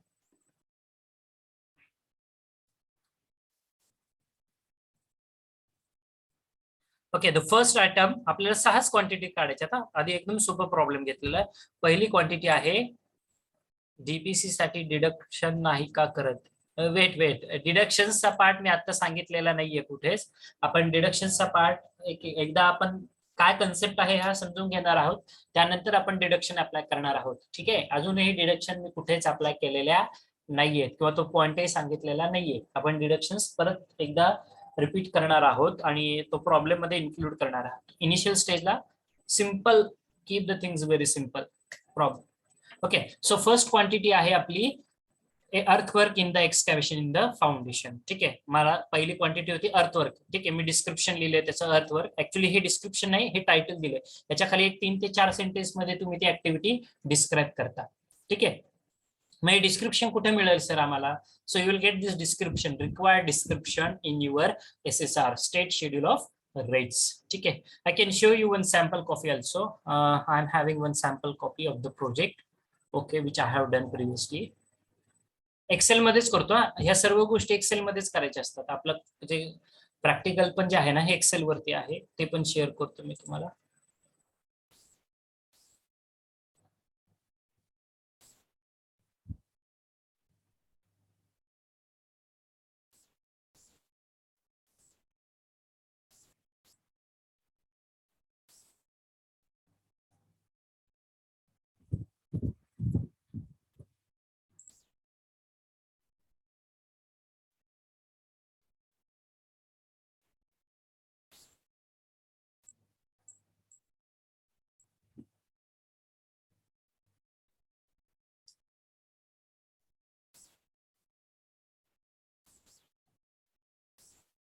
Okay, are you able to see the screen?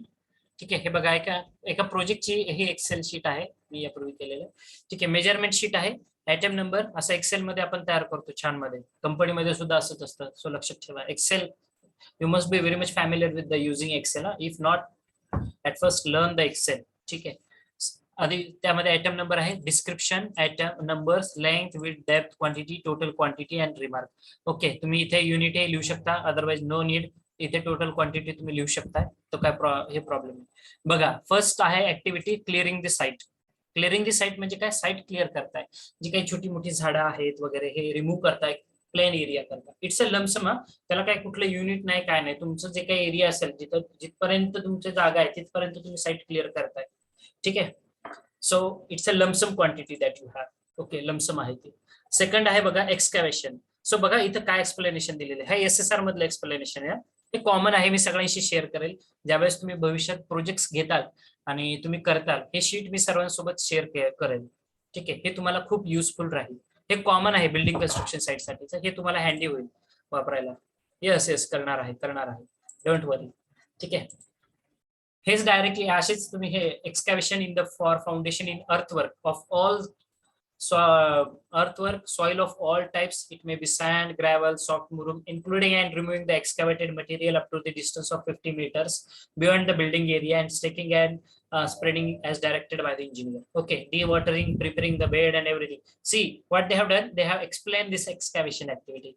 In this explanation is given in SSR. Actually, इथे अजून एक column असतो, SSR चा reference number असतो, BBD 5.1 वगैरे असं काहीतरी. ठीक आहे, यामध्ये तो दिलेला नाहीये. अजून एक शीट आहे, त्यामध्ये तो मी दाखवेल तुम्हाला. त्याच्यामध्ये त्याचा रेफरन्स नंबर सुद्धा असतो. SSR कुठला, SSR मधला कुठलं स्पेसिफिकेशन तुम्ही घेतलंय ना, त्या स्पेसिफिकेशनचा नंबर त्यामध्ये तुम्ही ऍड करू शकता या एक्सेल मध्ये. ठीक आहे, त्या नंबर नंतर इथे नंबर दिलाय, लेंथ दिली, विड्थ दिली, हाईट दिली. ठीक आहे, डेप्थ जे काय असेल ते, आणि त्यावरून त्याची क्वांटिटी फाइंड आउट. हे बघा फॉर्म्युला टाकलेला आहे. इथे तुम्हाला काहीच हे करायचे, इथे तुम्ही आकडा बदललाय, डिजिट्स बदललेत, तिथे तुमचा व्हॅल्यू बदलणार आहे क्वांटिटीची. ठीक आहे, सपोज मी इथे 1 मीटर करतोय, आता बघा 22.464 आहे. सपोज मी इथे 1 केलं, तिथे 18.72 आली का व्हॅल्यू. ठीक आहे, सो इतकं प्रॉपर पद्धतीने ते सेटअप केलेलं आहे. ठीक आहे, ही स्टँडर्ड आहे, ही बघू शकता तुम्ही किती क्वांटिटीज काढल्यात. ठीक आहे, एक्सकॅव्हेशन आहे. त्यानंतर कॉन्क्रीट मध्ये बघा, पहिला पार्ट असतो फुटिंगचा, त्यानंतर पीसीसी, मग परत कुठल्या टाइपचं तुम्ही पीसीसी प्रोव्हाइड करताय, providing in laying of in situ PCC plain cement concrete 1:4:8. Okay, ठीक आहे, बेडिंग साठी. त्यानंतर फुटिंग डोम, फुटिंग परत ट्रॅपोझायडल असेल. ट्रॅपोझायडल म्हटल्यानंतर एक रेक्टेंग्युलर पार्ट असणार आहे, एक तुमचा ट्रॅपोझायडल शेप असणार आहे. मग ट्रॅपोझायडल साठी त्याची क्वांटिटी कशी फाइंड आउट करताय, तर रेक्टेंग्युलर पार्टचा सोपा आहे, L/B सोपा फॉर्म्युला आहे. परंतु ट्रॅपोझाइड मध्ये मात्र तुम्हाला व्हॉल्यूम ऑफ ट्रॅपोझाइड माहित असणं गरजेचं आहे फॉर्म्युला. ठीक आहे, त्यावरनं तुम्हाला त्याची क्वांटिटी फाइंड आउट करायची. नंतर कॉलम्स बघा. ठीक आहे, कॉलम साठी मग कॉलम आहेत ground floor, ground floor columns किती आहेत, फर्स्ट फ्लोअर कॉलम किती आहेत, टेरेस फ्लोअर कॉलम किती आहेत, स्टेअरकेस साठी लागणारे कॉलम किती आहेत, from foundation to the top of plinth level, ज्याला पेडेस्टल कॉलम असं म्हटलं जातं, ते कॉलम्स त्याची क्वांटिटी फाइंड आउट केलेली आहे. बीम, बीम मध्ये प्लिंथ बीम्स जेवढे काय नंबर ऑफ बीम्स असतील बघा, किती सुटसुटी, किती सोपं आहे. एक मोठं प्रोजेक्ट आहे, पण किती सिम्पलेस्ट वे मध्ये आपण त्याचं एस्टिमेट तयार केलं, आणि खूप सोपं असतं. एकच बीम घेतलाय मी, एकच, त्याची मला लेंथ माहिती आहे, विड्थ माहिती आहे, डेप्थ माहिती आहे. ठीक आहे, बीमची लगेच त्याची क्वांटिटी मी फाइंड आउट करू शकतो. ठीक आहे, तुमचं 10 मजली घर असू द्या किंवा अगदी मोठ्या 5 एकरात मोठा बंगला असू द्या, 100 बीम असू द्या, 200-500 कॉलम असू द्या, तुम्ही इस्टिमेट तयार करू शकता खूप सोप्या पद्धतीने. ठीक आहे, so this is the simplest way to you can prepare this particular beam. Okay, हे पहा बीमचे कॅल्क्युलेशन्स आहेत, प्लिंथ बीमचे. त्यानंतर ग्राउंड फ्लोअर बीम्सचे कॅल्क्युलेशन्स आहेत. ठीक आहे, त्याची टोटल क्वांटिटी काढली. त्यानंतर फर्स्ट फ्लोअर बीम्स बघा, फक्त डिवाइड केले मी माझ्या वर्कला. सिंपल रूल आहे सर्वे मधला. Okay, to work from whole to part, आणि क्वांटिटी मध्ये to divide the whole area into the different activities. Okay, lintel, त्यानंतर डोर्स बघा. ठीक आहे, विंडोज जेवढे काय आहेत त्याची फाइंड आउट केली क्वांटिटी. ठीक आहे, त्यानंतर ground floor, first floor, slab आलाय, स्लॅब मध्ये ग्राउंड फ्लोअर स्लॅब असेल. ठीक आहे, वेगवेगळे स्लॅब आहेत बघा, इथे तुम्ही बघू शकता. ग्राउंड फ्लोअर आहे, लिव्हिंग रूमचा स्लॅब, त्याचे डायमेन्शन वेगळे, किचनचा स्लॅब, त्याचे डायमेन्शन्स वेगळे, वरांडा, बाथरूम, पॅसेज. ठीक आहे, त्यानंतर स्टेअर के स्लॅब, संक स्लॅब, छज्जा. ठीक आहे, रेन्फोर्समेंट कॅल्क्युलेट केलंय. फुटिंग मध्ये किती घेतलंय बघा, 0.5% घेतलंय, कॉलम मध्ये 1.5%, बीम मध्ये 1%, स्लॅब मध्ये 0.8%, लिंटेल आणि छज्जामध्ये 0.5%. त्याची क्वांटिटी फाइंड आउट केली स्टीलची, किती स्टील लागतंय ते. ठीक आहे, त्यानंतर प्लिंथ फिलिंग आहे, प्लिंथ फिलिंग बघा, रबर सोलिंग, मुरुम फिलिंग, आणि तुमचं पीसीसीचा बेड ते फाइंड आउट केलं बघा, मुरुम.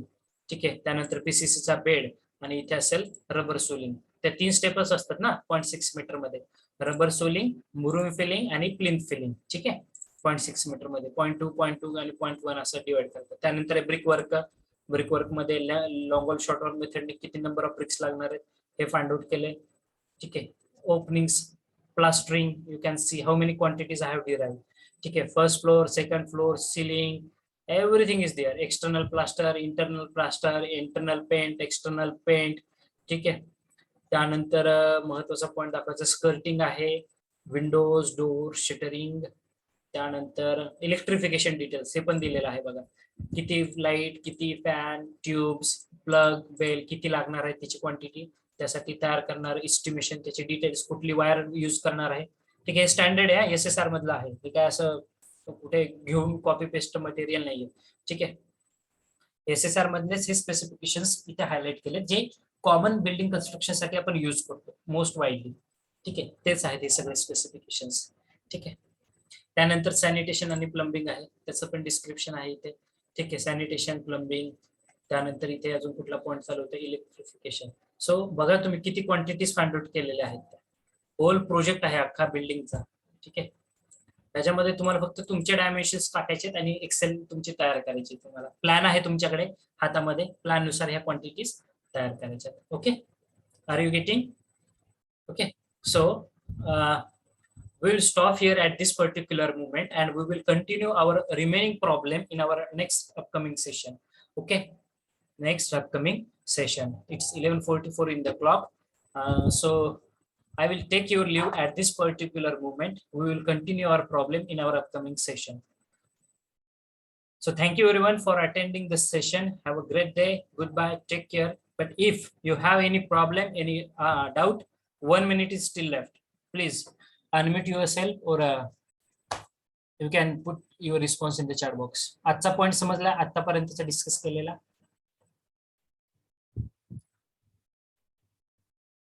Yes, sir. Please do respond. Yes, no, repeat, anything. समजलंय सर. ओके, कोणी अनम्यूट करून अजून बोलू इच्छित आहे? From girls. Okay, boys Rutvik and all that company. Okay, चलो. एक्सेल शीट शेअर करणार आहे, काळजी करूच नका. ठीक आहे, पण ही तुम्ही तुमच्या प्रोजेक्ट साठी जरूर वापरा, हेल्प होईल. अजून एक एक्सेल शेअर करतो मी, इथं मॅजिकल एक्सेल आहे. ठीक आहे, त्यामध्ये फक्त तुम्हाला एरिया टाकायचा आहे, automatic it will get down all the quantities. Okay, थोडं रिव्हर्स इंजिनिअरिंग वरती काम केलं, त्याचं ते एक एक्सेल आहे आपल्याकडे. आता नाही करणार पण मी ते शेअर. ठीक आहे, नंतर करेल. चलो, so with that note, I will take your leave at this particular moment. Thank you everyone. Have a great day. Goodbye. Take care.